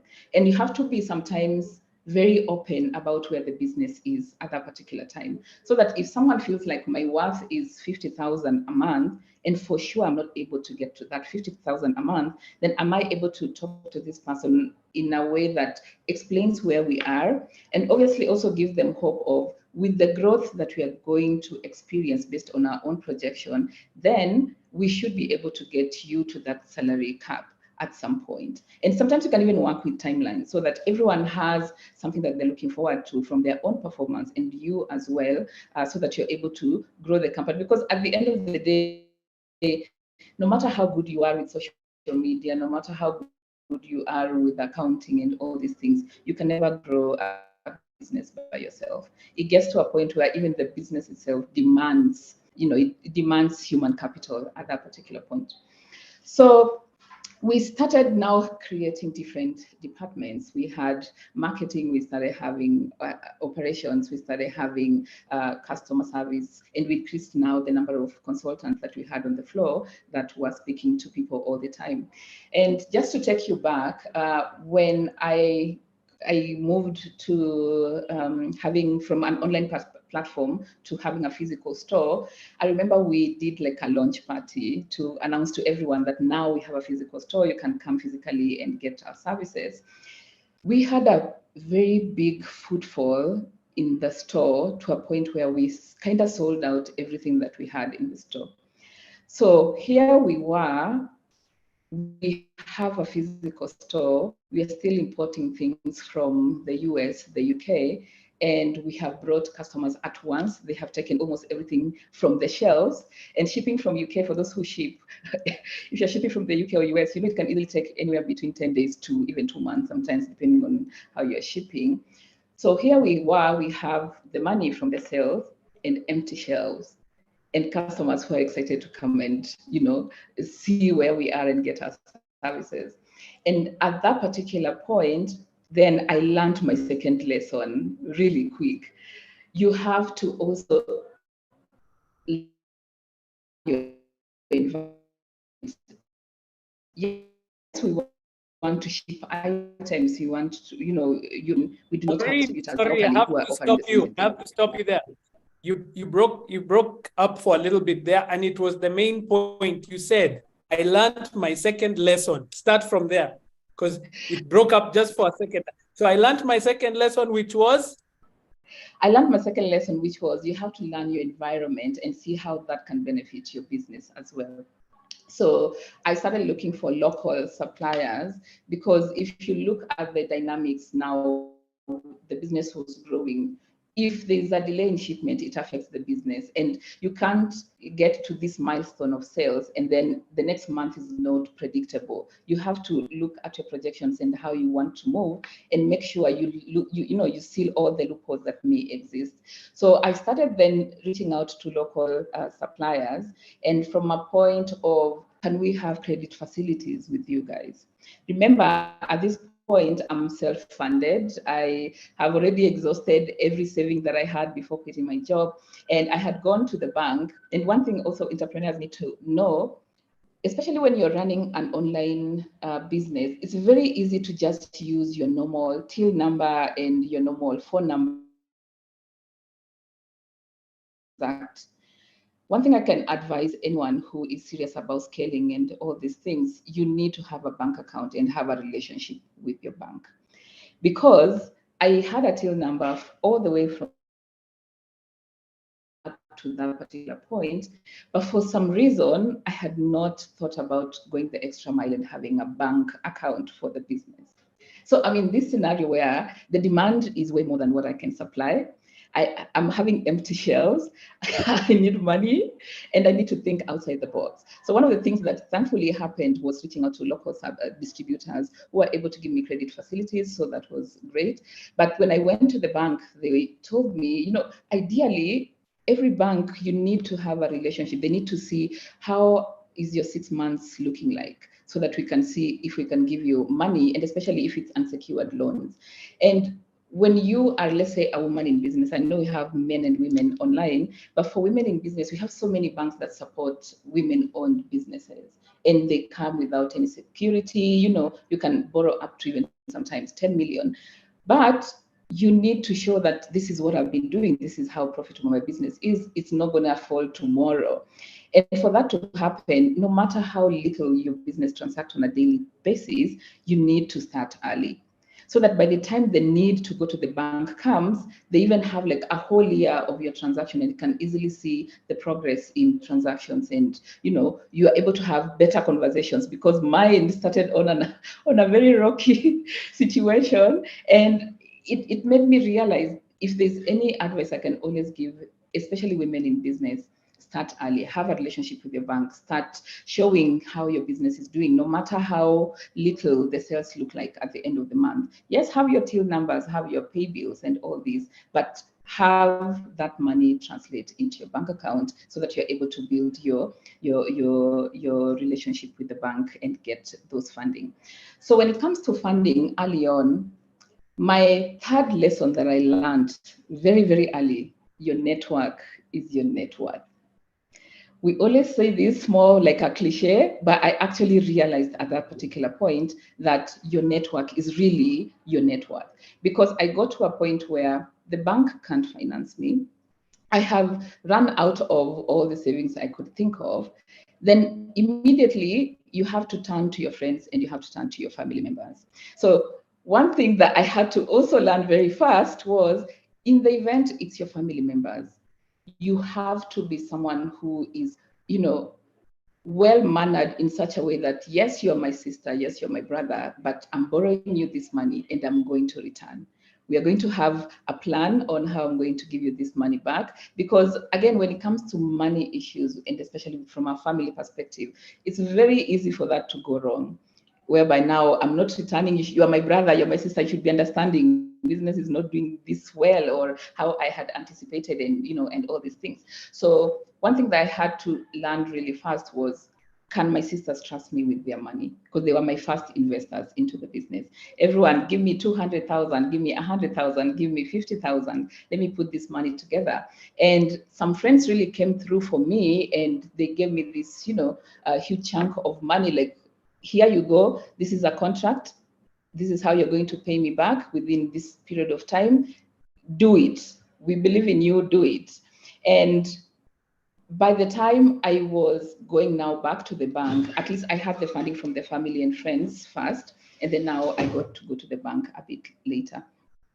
So we stayed in our first store the whole of 2021 and part of 2022. And within no time, it was very clear we needed to move to a bigger space where we are right now. I'm actually in the office. So we moved within the same mall, but we moved from a smaller space and moved on to a bigger space. So when it comes to things that I feel have really worked for me over time to warrant the growth that I've had, one of them is definitely creating a team. And I moved from creating a team whereby someone will approach me and say, you know, I need a job, and they're giving a job, to actually employing people who are qualified in the various departments that you want to create. Another thing that I'm very, very big on is trainings. I train my team, I train myself, I reach out to a consultant. Can you come and fill in where I know I'm not capable, so that we can be able to know what we are doing and be able to scale, and also give the customers what they need. Also, I am very customer centric. When you come to the store, for those who have experienced Bandari Beauty, they will realize it's not about product. It's not about, I'm coming to pick this particular product. It's usually more about, what is this problem that we are solving? What are the objectives that you want to achieve, so that we know what to give you in that particular regard. And finally, about creating the culture that you would want.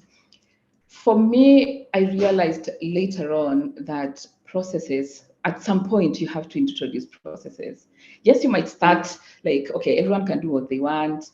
You can come at 11 if you want and leave late. But at some point, for there to be a culture that you would want in your business, you have to create processes. And those processes can sometimes involve even reaching out to a HR consultant, so that they're able to help you know, what do our return policy look like?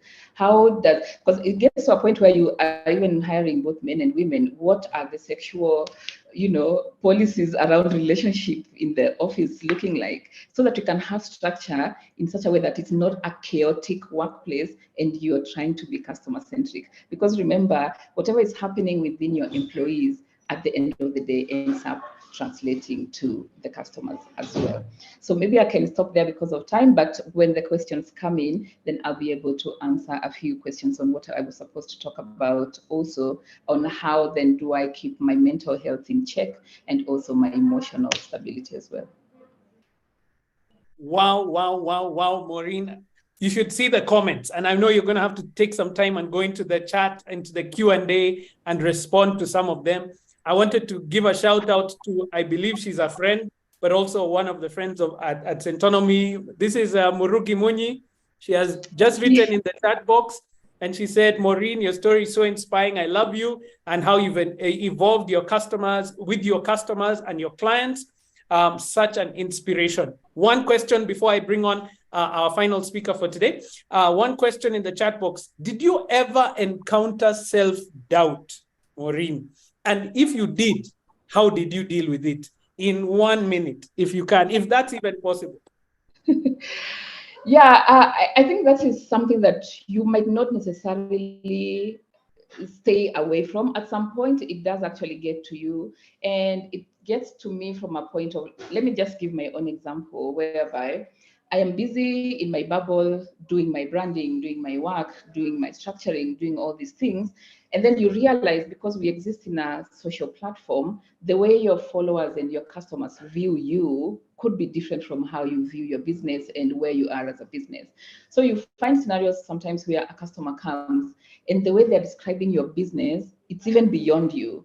And you're like, hey, is that me this person is talking about? Like, I don't know whether we are on the same wavelength, but I don't know whether you are describing someone else and mistaking me for that particular person. And it really also gives you insights into how big the social platform can be and how you can influence your branding and how your brand looks to people, even when you yourself, you don't feel like you have reached where you are. But one thing that has really helped me with this is coaching and mentorship, because along my journey from the time I started, I've always had a life coach. I've recently this year gotten like a strategy coach who is able to tell me, this is what we are going to do this year. This is what we are doing in 2 years. This is what we are doing in 20 years. I remember last week in one of our strategy meetings was telling me, this is what we need to look like in 40 years. And it shocked me. I was just like, first of all, I don't know whether I'll be alive to witness this, but I realized there's always those scenarios where you will have self-doubt, but you need to get to a point where you can actually have someone who is more experienced to work with you in your journey. Wow, Maureen. And I've seen that personally, especially in the Centonomy Entrepreneur program, which you are part of. And I've always been amazed at the humility of folks like yourselves to come into a class like that and to say, hey, I didn't know this.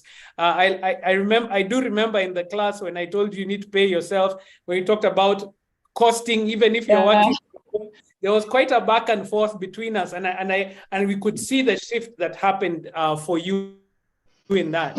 So thank you so much, Maureen, for sharing your journey and being part of the Centonomy team. You are part of the Centonomy family now, and we really appreciate it. Yes, I've been since graduating. We've been together now.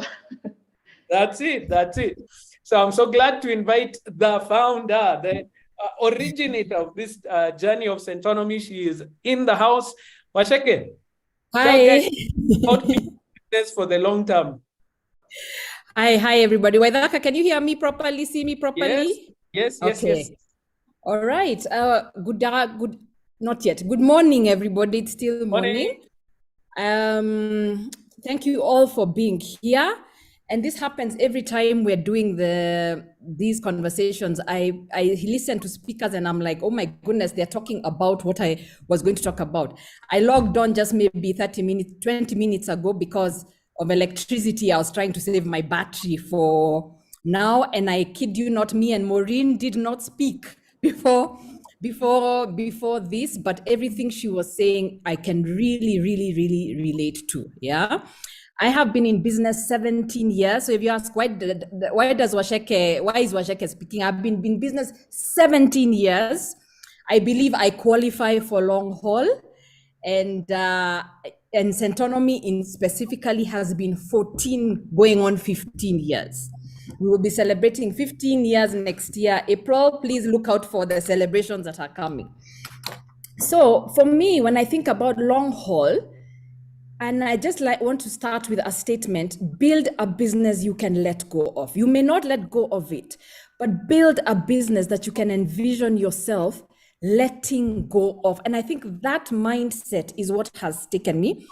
In 2009, when I started Centonomy, I wrote one statement about Centonomy in my journal. I said, "This business shall run without me."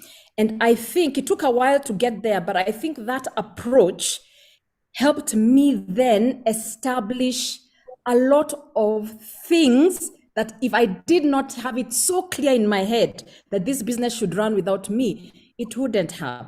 And I just want to go back to people, and I think this is what the Centonomy Entrepreneur program is all about: self-employment versus entrepreneurship. Self-employment means, and we go through this in the class, you build a house, you do the hard work of building a house, and then you move in and you stay there. And to maintain that house, you're the one who has to be painting the walls, doing the plumbing, dealing with electrical sockets all the time. You can't leave the house because without you, the lights literally will not go on. But the journey of entrepreneurship should be that, yes, you build the house, but you also get, and you're also able to step outside and go on holiday. That's stepping out of the side. You're also able to step outside, and if you so do wish, go and build another and another. And that's the difference. And I believe it is the journey. We call it Centonomy Entrepreneur, not Centonomy Self-Employment course, because it is about entrepreneurship, which is supposed to give you the freedom to figure out what you want from the business, as well as, you know, as you're doing this, like as Maureen was said, and you've heard from Sam, having the impact that you are built to have. So I'm just going to go through a couple of points quite quickly because of time. Yeah. So take this down as I write. So this is a point number one: understand what business you are running. We waste too much time running the wrong business. So for example, you print business cards. Is that truly your business? Printing of business cards. Think about it. And we go through this thinking in the first class of Centonomy Entrepreneur. You are not in the printing business. It may be one of the things you do, but you're actually in the branding business. Yeah, many people can print business cards, but fewer people can do branding. So when you think about yourself as a branding, the people you will hire, how you will think, the opportunities you will see are so much bigger than just printing of business cards. So if you define yourself the wrong way, you will do the wrong thing. And I know for us, when I started Centonomy, I called Centonomy Personal Finance Training Limited, because that's all I could see. But along the way, it became Centonomy and it became wealth creation. When it became wealth creation, it changed everything else. What courses we will do changed. What the content of the courses we will do changed. Who I will hire changed. Which offices I want to be in changed. So it changes a lot of things. So start to understand your business is not simply the activity you do every day. Just ask yourself, truly, why has that customer come to me? It is not the activity, yeah? We along the way have said, yes, we train, but so many people train. But what we actually really do well is delivery of an experience and content creation. We're good at content. And when we started seeing that, the scope started to grow. So go ask yourself, especially if you've been in business for a while and you find yourself stuck, what business are you actually in? Maybe you're stuck because you're meant to be seeing something bigger than just the activity you do. So the single activity you do is not the be all and end all of your business. Number two, actually, before I move on from that, when you understand what business you're in, it helps you understand what is core to that business. And this we learned during COVID, when many businesses were forced to slash down. But when you understand what is core to your business, whether you're starting up, I made a mistake when I was starting up to put too many people, too many things together. But if I understood what is core to my business, I would have realized all I needed was a laptop and a mode of transport. So that is all I needed. And COVID taught us, by the way, we're We are here empowering people. So all the things we are attached to, and some of them I made mistakes by remaining too attached for too long, were not necessary. A huge training center was not necessary. We are not, that is not. We need people to have laptops, we need people to have modems, we need to have a place where we can congregate and meet. So when you understand what is core to your business, when the economy or anything dictates that you make a change, you know where to make the change. Number two, passion is great, and everybody talks about passion. If I was having this conversation 10 years ago, I would have probably come and had this whole presentation about passion, yeah? And how passion, you should be passionate. Yes, it's great to be passionate, but can I just be a bit controversial and say it is not enough? Passion is not enough. You need a conviction. What is it that you believe about what you are doing that sometimes even defies logic? Yeah, I had to be convicted that everybody has been put on earth to create wealth. And that is the conviction that drives me today. That is why I see opportunities to train. We see opportunities to train hairdressers.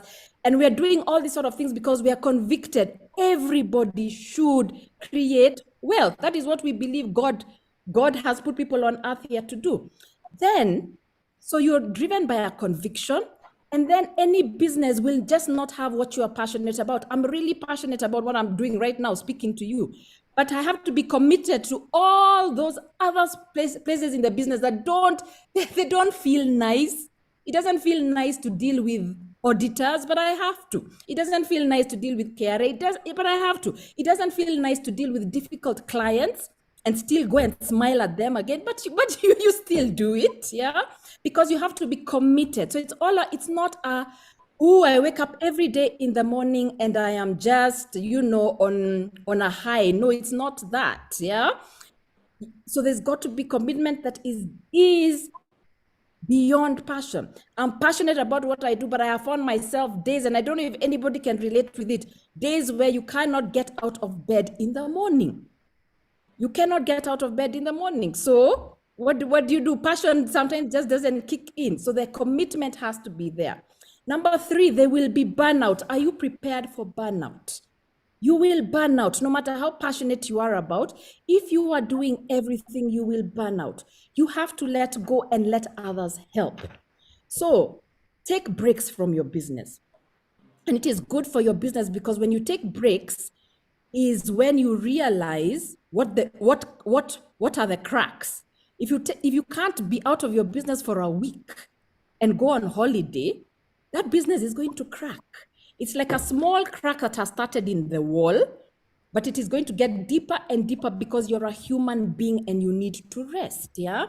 So whether it's one day, take it away and see what falls apart, yeah? In fact, sometimes it's you falling apart, feeling guilty, condemnation, all these fearful thoughts you will tell yourself, yeah? 1 month, 1 week. So take breaks. You also need to restore yourself, yeah? Number two, run a business that allows you to do what is important to you in your life. There's no point running a business, working so hard, but your family life is falling apart because you're never there. So it does not matter how successful that business is, you will start resenting it because it took away, and I have seen this happen to people, it took away what was truly, truly, truly important to you, yeah?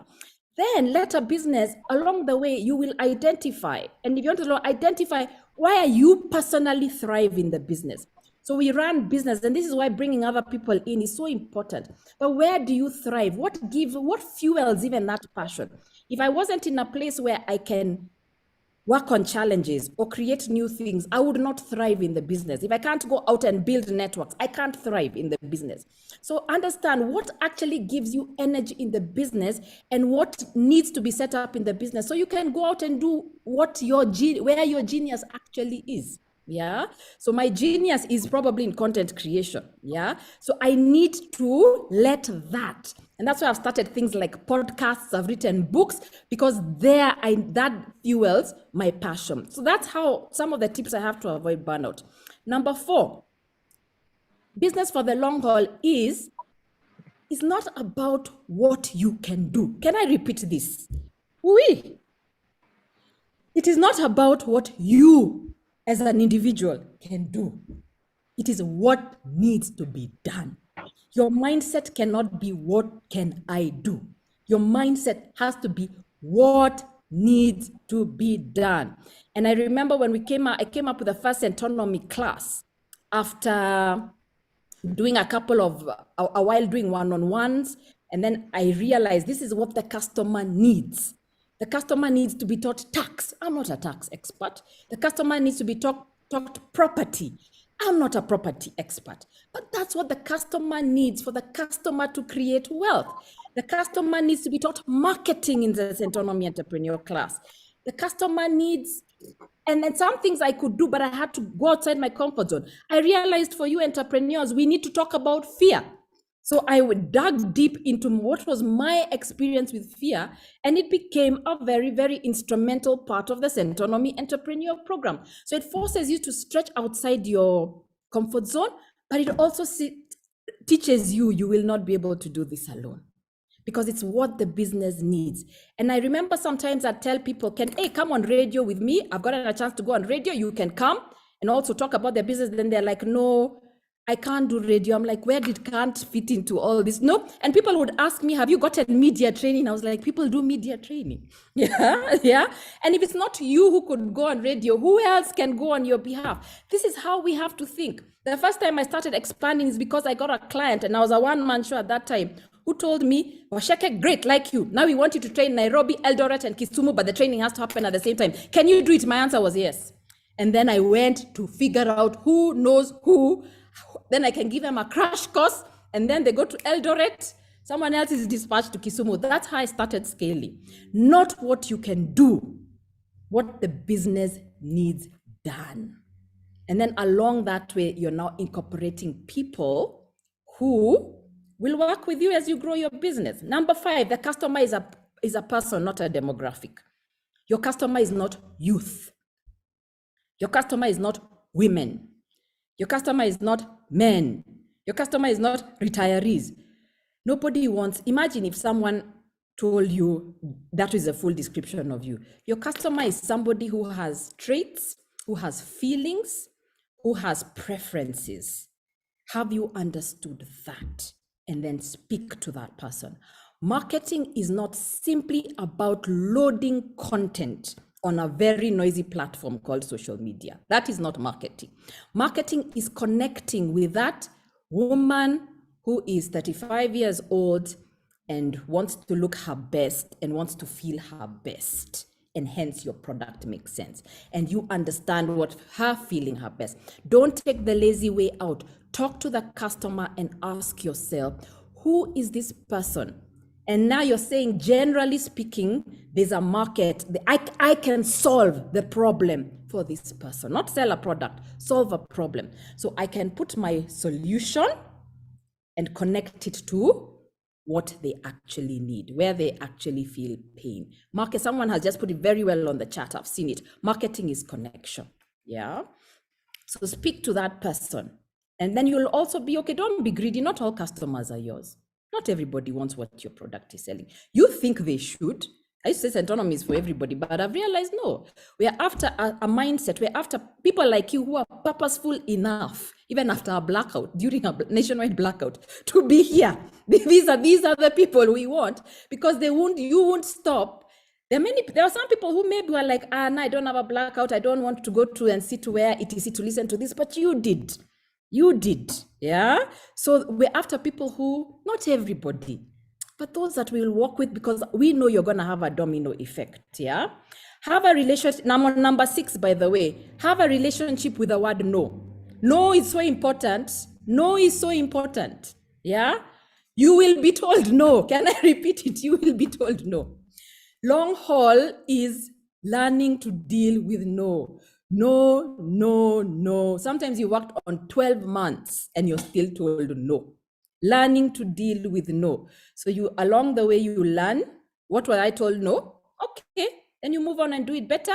You accept that was not for you, but there's nothing special about you because you were told no. Everybody just faces rejection. That is it. And I think not letting the rejection Don't give the rejection power to mean something that it is not. Rejection does not mean you are not good. Rejection does not mean your business is not good. Rejection does not mean you're going to fail. So the problem is not the rejection. The problem is the meaning you give the word no. You're giving it too much power. For every no, now I'm speaking from 17 years. For every one no, if you keep moving, I kid you not, there are 3 yeses. Yeah, especially if you're learning the lessons and committed to becoming excellent in what you're doing. For every no, there are 3 yeses. Some of them take a bit longer to come, but they are there. Then B, so relationship with the world, number 1, you will be told no. 2, you can challenge no. Sometimes you can sit back and say, they've told me no, but let me go back. Maybe I didn't express this well enough. And you can call someone and say, listen, I know we've had a meeting, etc., but I've just realized I didn't talk about this, which is probably more relatable to your need. I have told banks who have denied me credit, I don't agree with them. I have even written articles in the paper, not stating the banks. And then there's a time a CEO of a bank called me and said, wow, loved your article, shared it with my whole credit committee. Then I told that guy, I was writing about your bank. I just didn't name you. And he's like, what? Come and talk to them. And that bank didn't give me credit, but the next bank gave me credit. Yeah, because I went now armed with how banks think. And I was like, please don't think this in front of me. Some programs I wanted to enter, and I ended up entering. I was rejected the first time. And I came back and I challenged their rejection. Yeah, I was like, you've not understood who Centonomy is, etc. And then the next year, they did an interview for me just to tick the box. Yeah. But I was definitely in the program because I was top of mind because I challenged their rejection of me. Then please also understand the third bit of no, you can say no to people as well. You can say no to clients. There are some clients who deserve you to tell them no. But let me be clear, you have to also have earned the right to say no. You've earned the right when you know, actually this was excellent. The way we priced it is well, etc. But this one is just beneath. This one is just undermining us too much. You can say no. There are people I have called and told them, remove your students out of the class if you're still going to run around and give me that LPO story. And then in 3 days later, magically there's an LPO. Yeah. Even yesterday, there's an opportunity we said no to because it just didn't fit into how it is that we want to deliver value to the individual. So along the way, you learn what you will do and what you will do. And then some things you will look, money will be in front of you like this, and you will still say no. And it is so painful. But over time, I've learned most of these things were the right thing to do because the sense of value it built up in me, I cashed in on that elsewhere. Yeah. So it's okay. So you will be told no. You can challenge no, and you can say no to others. So it works all around. Yeah. Number 7, have a business that sustains you.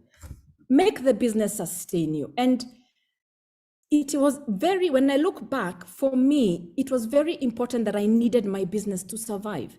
I needed my business to put bread and butter on the table.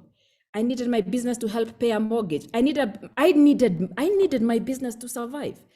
And I think many times when we talk to business people, I sense that when people don't need or have not arranged the business so that they can survive, there won't be an urgency towards certain things. When you have real estate somewhere else or somebody else is completely funding your lifestyle, so you don't need this for day to day, there's an order that you may not bring into the business. I needed this business to pay me. I needed it to pay me. And when you do that, and that's why we're so big on pay yourself. Don't steal, pay yourself. Stealing is just randomly taking money from the company. That is theft. When you come to Centonomy, you will learn why that is theft. Yeah. Pay yourself so that you can sustain. Because if you don't value yourself enough to pay yourself, you will continue taking work that doesn't value you or setting up the business to work for everybody else, but not you.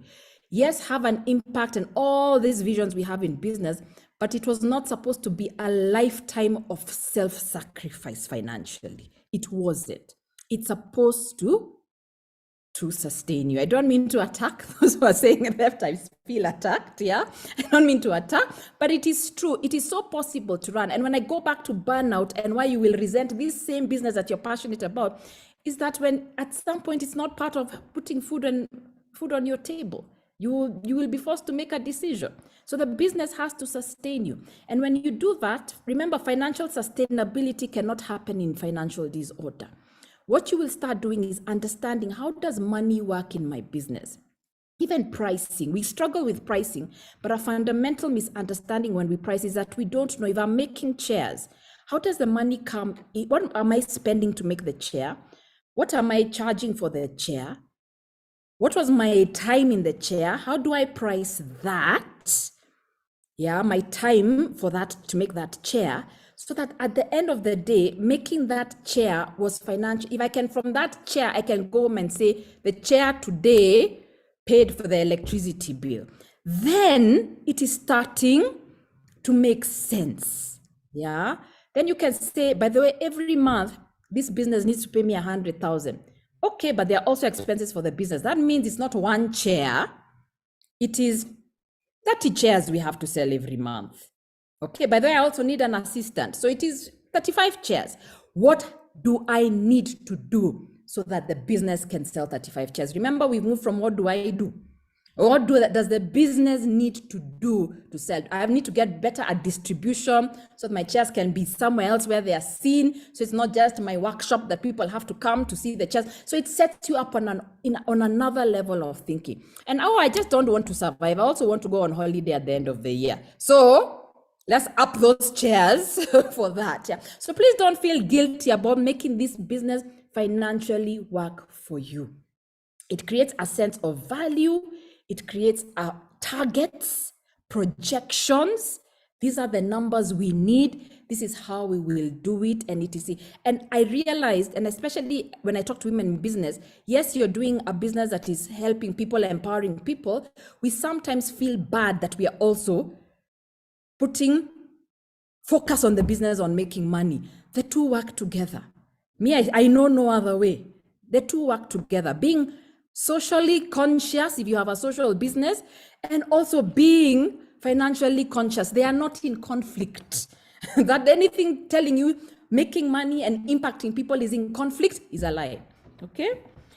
Number 8, building a team is not just as hiring people who can do the job. That's not it. Yeah? It is great you can hire people who can do the job, but you are hiring people, and ladies and gentlemen, listen to me here, who you are willing to let shine more than you, who you are willing to be better. So if I hire you for marketing, it is because I want you to do marketing better than me. That is why I've hired you. If anything that you think you're the best in, there's no point hiring somebody else, yeah? And you just do it. You simply frustrate somebody else, yeah?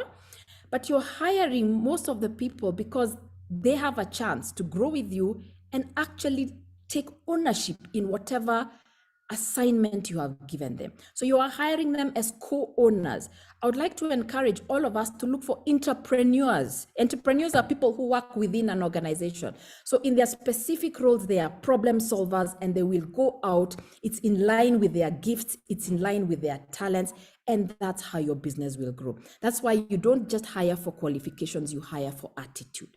Because I need you to have the attitude of a problem solver. Just because you can do, anybody can do accounting, but an accountant who has the mindset of a problem solver is a different kind of person as well. That is what you are looking for, more than the accounting. The accounting degrees are there, but the problem solving mentality is not. Yeah, it takes a bit of work. So start understanding when I'm interviewing, when I'm looking what I am, and you will be shocked when you start hiring from that. People that you don't think could do the job could do. I have had Waithaka will attest to this. We have had high success with some of our interns. They came in as interns, but they could do the job. They could. So sometimes don't overthink it. It could be an intern you use. It could be a part-time person you use. Don't overthink it. Just look for there's a skill you need, but what else? What else? And be ready to let them shine. Please expose your people. Go for clients with them. Don't feel intimidated because the client is now calling them. And I know we have all this fear they'll take over my business. Yes, along the way, have people Have there been some people that didn't fit in quite well? Yes, but I would say, me, I'm one of those businesses that can actually say I have had a pleasant experience working with people all around. 90% pleasant, 90%, without a doubt. Me, my team, my past and present team, 90% has been a very good experience. Learning experience, but a good experience. So I'm not buying into let's be afraid of hiring people, okay? And this leads to number 9, brand. Allow the business to be bigger than you. Yeah, let the business and what it's doing be bigger than you. The business is not about pleasing you. It's going to please you, but it's supposed to do something else. So let the brand be bigger than you. Let it be louder than you. Centonomy today is way louder than Waceke, and I'm happy. And it took a moment of intention where, especially because we were training, clients would be like, we want Waceke, we want Waceke, we want Waceke. And we had to go through a point of telling the client, no, so it's coming. Now they don't even ask for me, yeah? So let the business be bigger than you. They want Centonomy more than they want any individual. Yes, some of them will have their specific requests, because even with us, there's specific things specific people are very good at, but more and large, they have decided first to work with Centonomy before working with the individual. So let your brand be bigger than you. Don't network, build relationships. I have seen relationships I built without even knowing 14 years ago, yeah, start to bear fruit. And it's because you connected with someone, you had a conversation with someone. So I'll ask you, build relationships. Even when you go somewhere, don't throw business cards to 40 people. Have meaningful conversations with 3 or even 1. That is worth more of your time. Building relationships is not about, networking is not about going to somebody who has the title. Me, I've learned the people who have the title sometimes don't have the time to give you attention. Sometimes their assistant or someone who has a lower title is actually the person who can make things happen. Having a strong network is not having a network of CEOs that you know. Who can you build a relationship? And then you can say, what relationships does the business actually need? Yeah. Have a relationship with vision. Of course, have a vision. We all know that. That's not nothing new, but keep writing it. Nobody tells us that your vision is not going to, the art of removing it from your head and translating it is a process. There's so many times I've tried to talk about vision and I end up using words, and what I'm feeling in my heart and my head are so different from the words I said, yeah, because I can tell I didn't get it out. But this is what I've learned. Keep thinking about it, keep writing it, keep telling people, especially you trust, about it, because sometimes they'll show you what it is you are trying to say. I mean, I'm so lucky I work with people like Joanne, Waithaka, Ruby. They translate sometimes for me what I'm trying to say, yeah? And as you build a team, you start understanding. You could be the one who planted the seed of the vision, but I think building a business for the long haul it gives everybody a chance to own that vision. And in their own way, interpret that vision, especially for the work they are doing, in the way that they need to do it, yeah? So keep thinking, write clumsily, write it. Think it, express it clumsily. Even if you look like a fool and your team like, what did she say? It's okay. You try something will plant, and do it over and over and over. Yeah. Pray. Me, I tell God, what are you trying to tell me?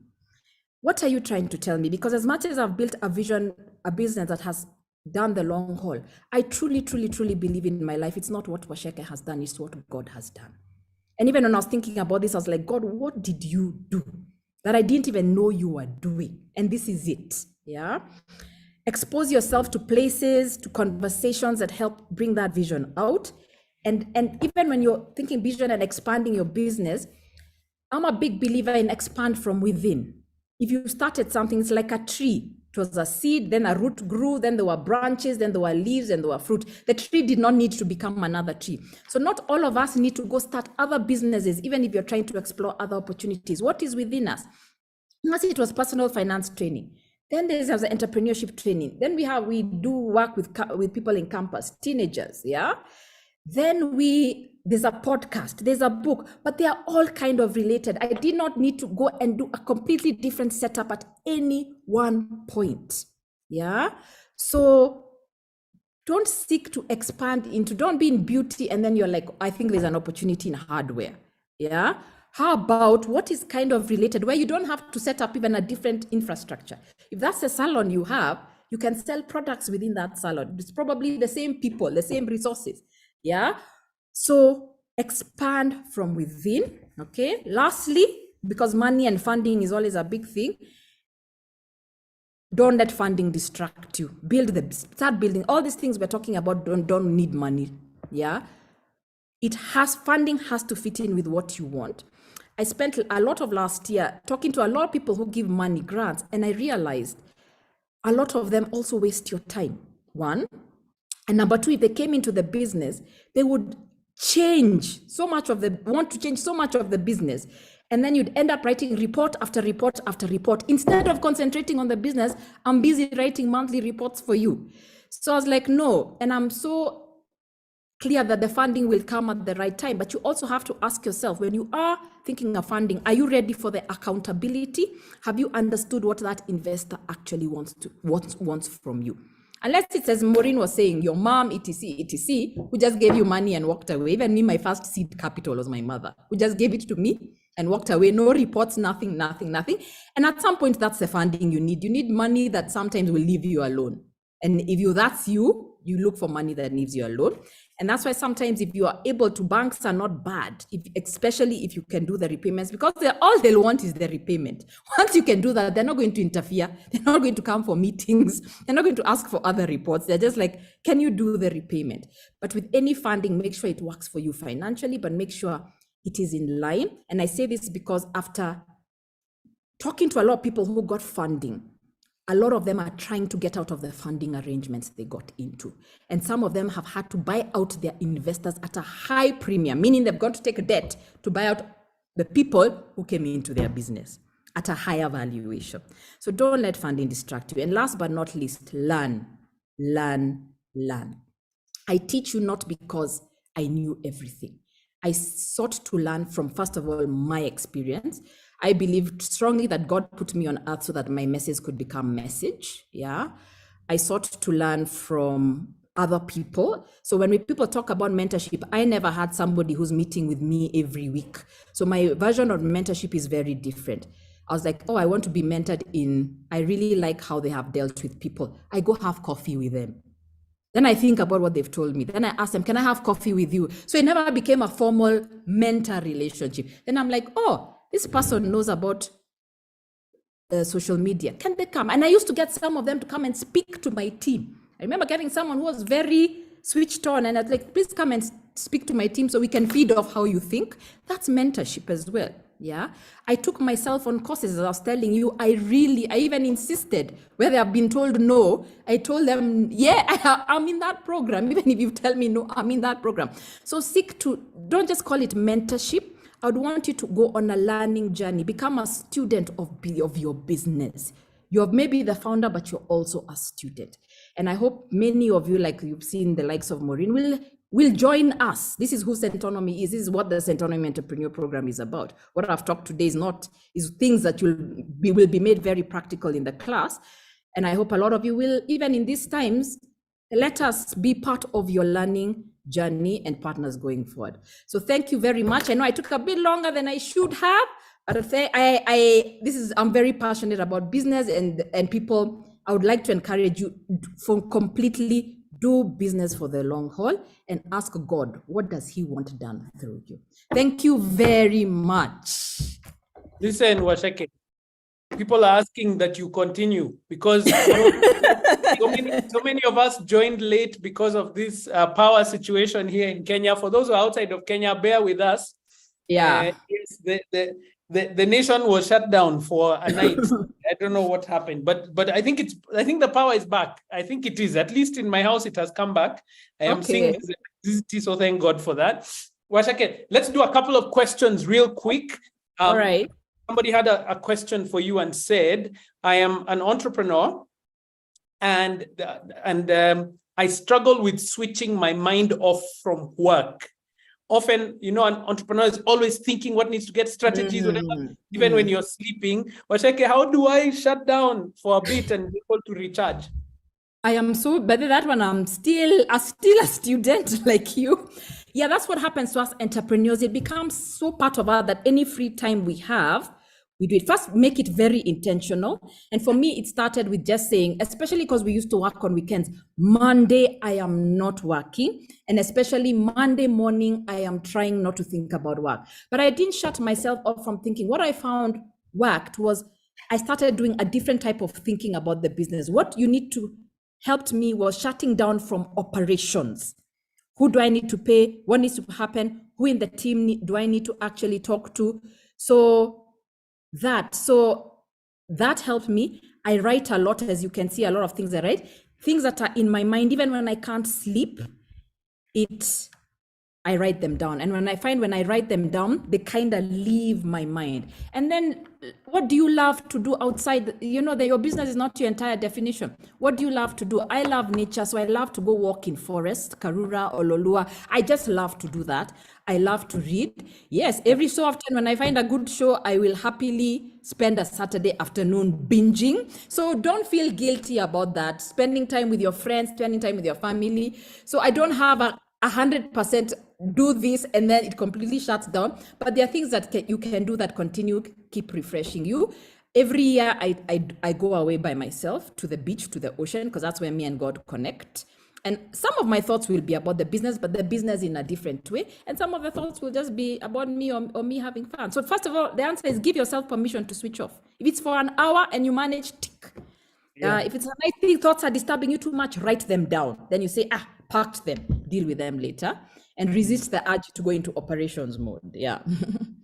I think part of it, we've discussed this before, Waceke, is also the ability to try new things. Because I think you don't give yourself permission to try. Go and try and just see. Imagine I tried something, it didn't work, try something different. Don't give up on that journey as well.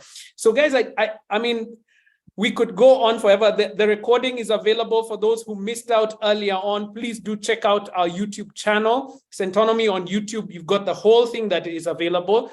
But here's where the next level is. Let's stop beating about the bush, guys.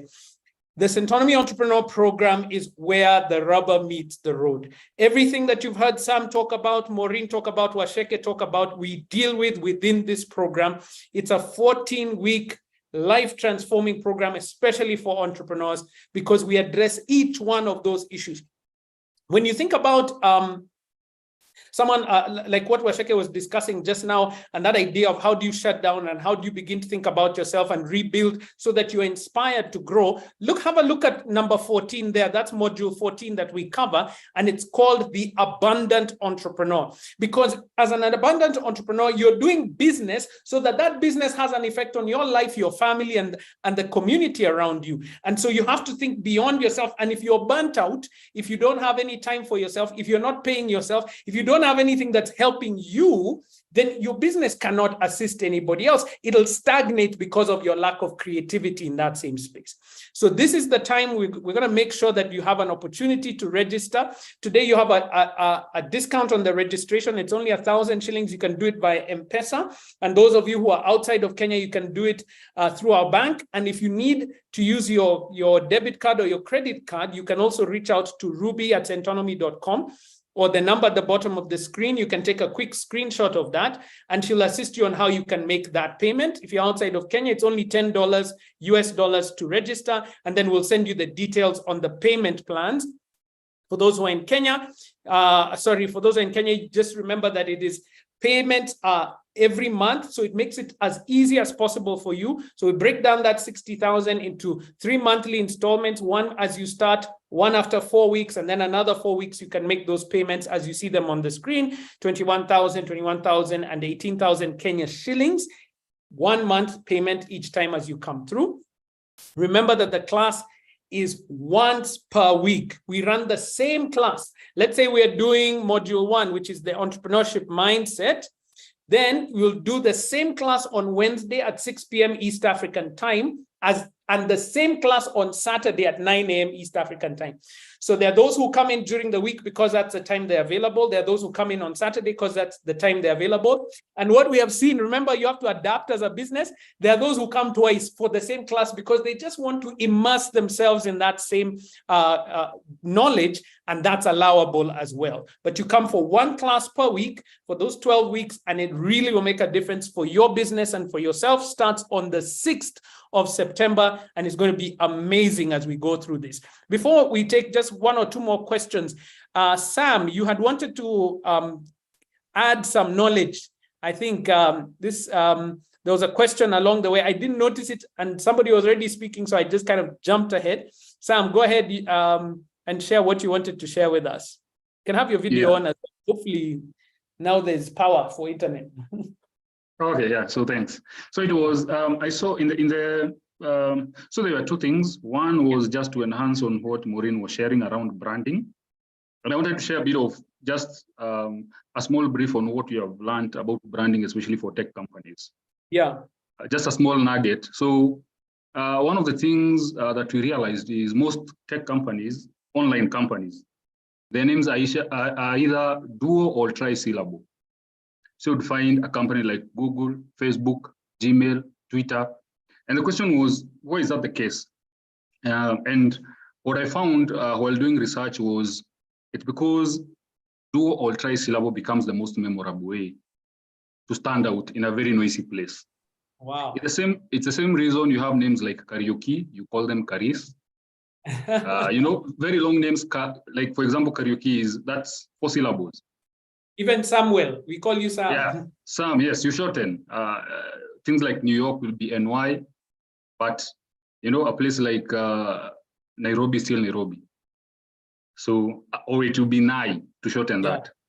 Kisumu is shorter, so it will still be Kisumu. Yeah. So there is a whole ethos on how branding is done in terms of words that are very memorable. So I remember that when Maureen was saying that, because one of the mistakes we did was try and come up with, us being a tech product in an online company, coming up with a very long name. And then we realized, you have to come, for example, Chums being duo syllable. Yeah, so the other question that I saw is very common on the thread. A lot of people asked, how do we align, with your founders around shareholding? So I wanted to bring to attention something called a vesting schedule. So a vesting schedule is something that says, Sam, Waithaka, and Waceke are going to start a company. But because we don't know how much effort is required from each of us, we'll just have an agreement saying we'll split the shares in future, and we use the journey we have gone through to determine who gets what. And that also protects a scenario whereby you give someone your company shares and they drop off the following day. Even if they leave and they had signed, they are taking 30% of the company, legally, they still own the company. So to protect yourself in a scenario whereby someone drops off, but also you're not sure who should get what, who should get the 30%, 20%, 5%. So what a vesting schedule does is we postpone the share split, but we work together saying, based on how we'll be performing, we'll use that as a reference tool to determine who gets what. You might find, and this is the characteristic of any new business, there's a lot of learning that is involved and also adapting. So for example, and also the finance element. You might find the person who started off you thinking he's the one who's being the accountant ends up putting also his own money to make sure the business stays afloat. It'll be also the person who's learning marketing so that he or she can run the online ads. And then on the other hand, you have someone who's just doing the partnerships. So over time, you'll see how everyone brings something on board, and based on the input, then you have a very easy way of doing that. So vesting schedule usually has agreements, which you can sign. It's readily available online. I would encourage people to learn or to see how that works. And then the third question that came, I've seen a lot of people asking, was around, I did marketing, I got just one customer, or I involved a lot of marketing channels, but I didn't get any users. So one of the things I would like to encourage also people is to try, and this is in line with what Waceke has presented, try and align your product with the need. So how do you go about that? If you got 3 customers who bought, pay them a visit. I always prefer having an in-person meeting so that you can get to understand why did they buy from you? What need is your solution solving? And also during that meeting, we always say 80% of the communication is always nonverbal. You can see if the person is really passionate about your product. You can see them from, their eyes are wide open, their gestures, so you can learn more than just say on a call. So if it's preferable, like what we did last month, we realized a lot of parents are using Chooms for their kids, to save for their kids. So what we did was we just requested people who would be willing, who have been using Chooms to save, to create goals for their kids, would like to have a meeting with them. Again, that's one of the things you can't delegate. So I spent a whole month just going around the city, the country, just visiting people who are using Chooms for their kids, and we would have coffee. We discuss, they tell us what need do you see, what problem are they solving. Yeah, and people are generally very happy to be heard. And then for the people who you didn't get customers, the question becomes, who's your target customer and why didn't they buy from you? So one of the things you do is reach out to them, to the people you are targeting, have a sit down with them, ask them, did you see about my product? Why didn't you buy my product? What are the alternatives and what can I improve on? And you also have to ask yourself or ask the customer, where can I find you in terms of marketing? Where do you normally spend your time? So, and that's what we call a learning loop. One of the big books I usually recommend for anyone who's looking to start a business, there's a book called Lean Startup by Eric Ries. And Lean Startup basically focuses on how you should build your business and then talk to customers and then iterate, meaning from what you have gathered from your customers, use that now as the next step on how your business evolves. Until now, you have what you call a product market fit, essentially meaning it's a product that meets the need of your users, of your targeted users in the market. Yeah, so that's what I wanted to add. Yeah, thanks. Thank you so much, Sam. And you're speaking exactly what to talk about. When you talk about those vesting schedules, we talk about it in this class called Raising Capital, because it depends on how you're going to do it. What kind of capital does your business need? How do you address it? How do you get around that question? When you talk about speaking to your customers, yes, they're going to give you the best feedback on what you're going to do, and you give templates and work around that. When we talk about the big opportunity module 2 and design thinking, because that feedback loop, as you said, helps you to refine and enhance the experience for the customers, even as we go forward. So ladies and gentlemen, I want to see you in the class. Let's have a real discussion around it, because even when you talk about this from a financial perspective, you heard Maureen talk about it. How do you value yourself?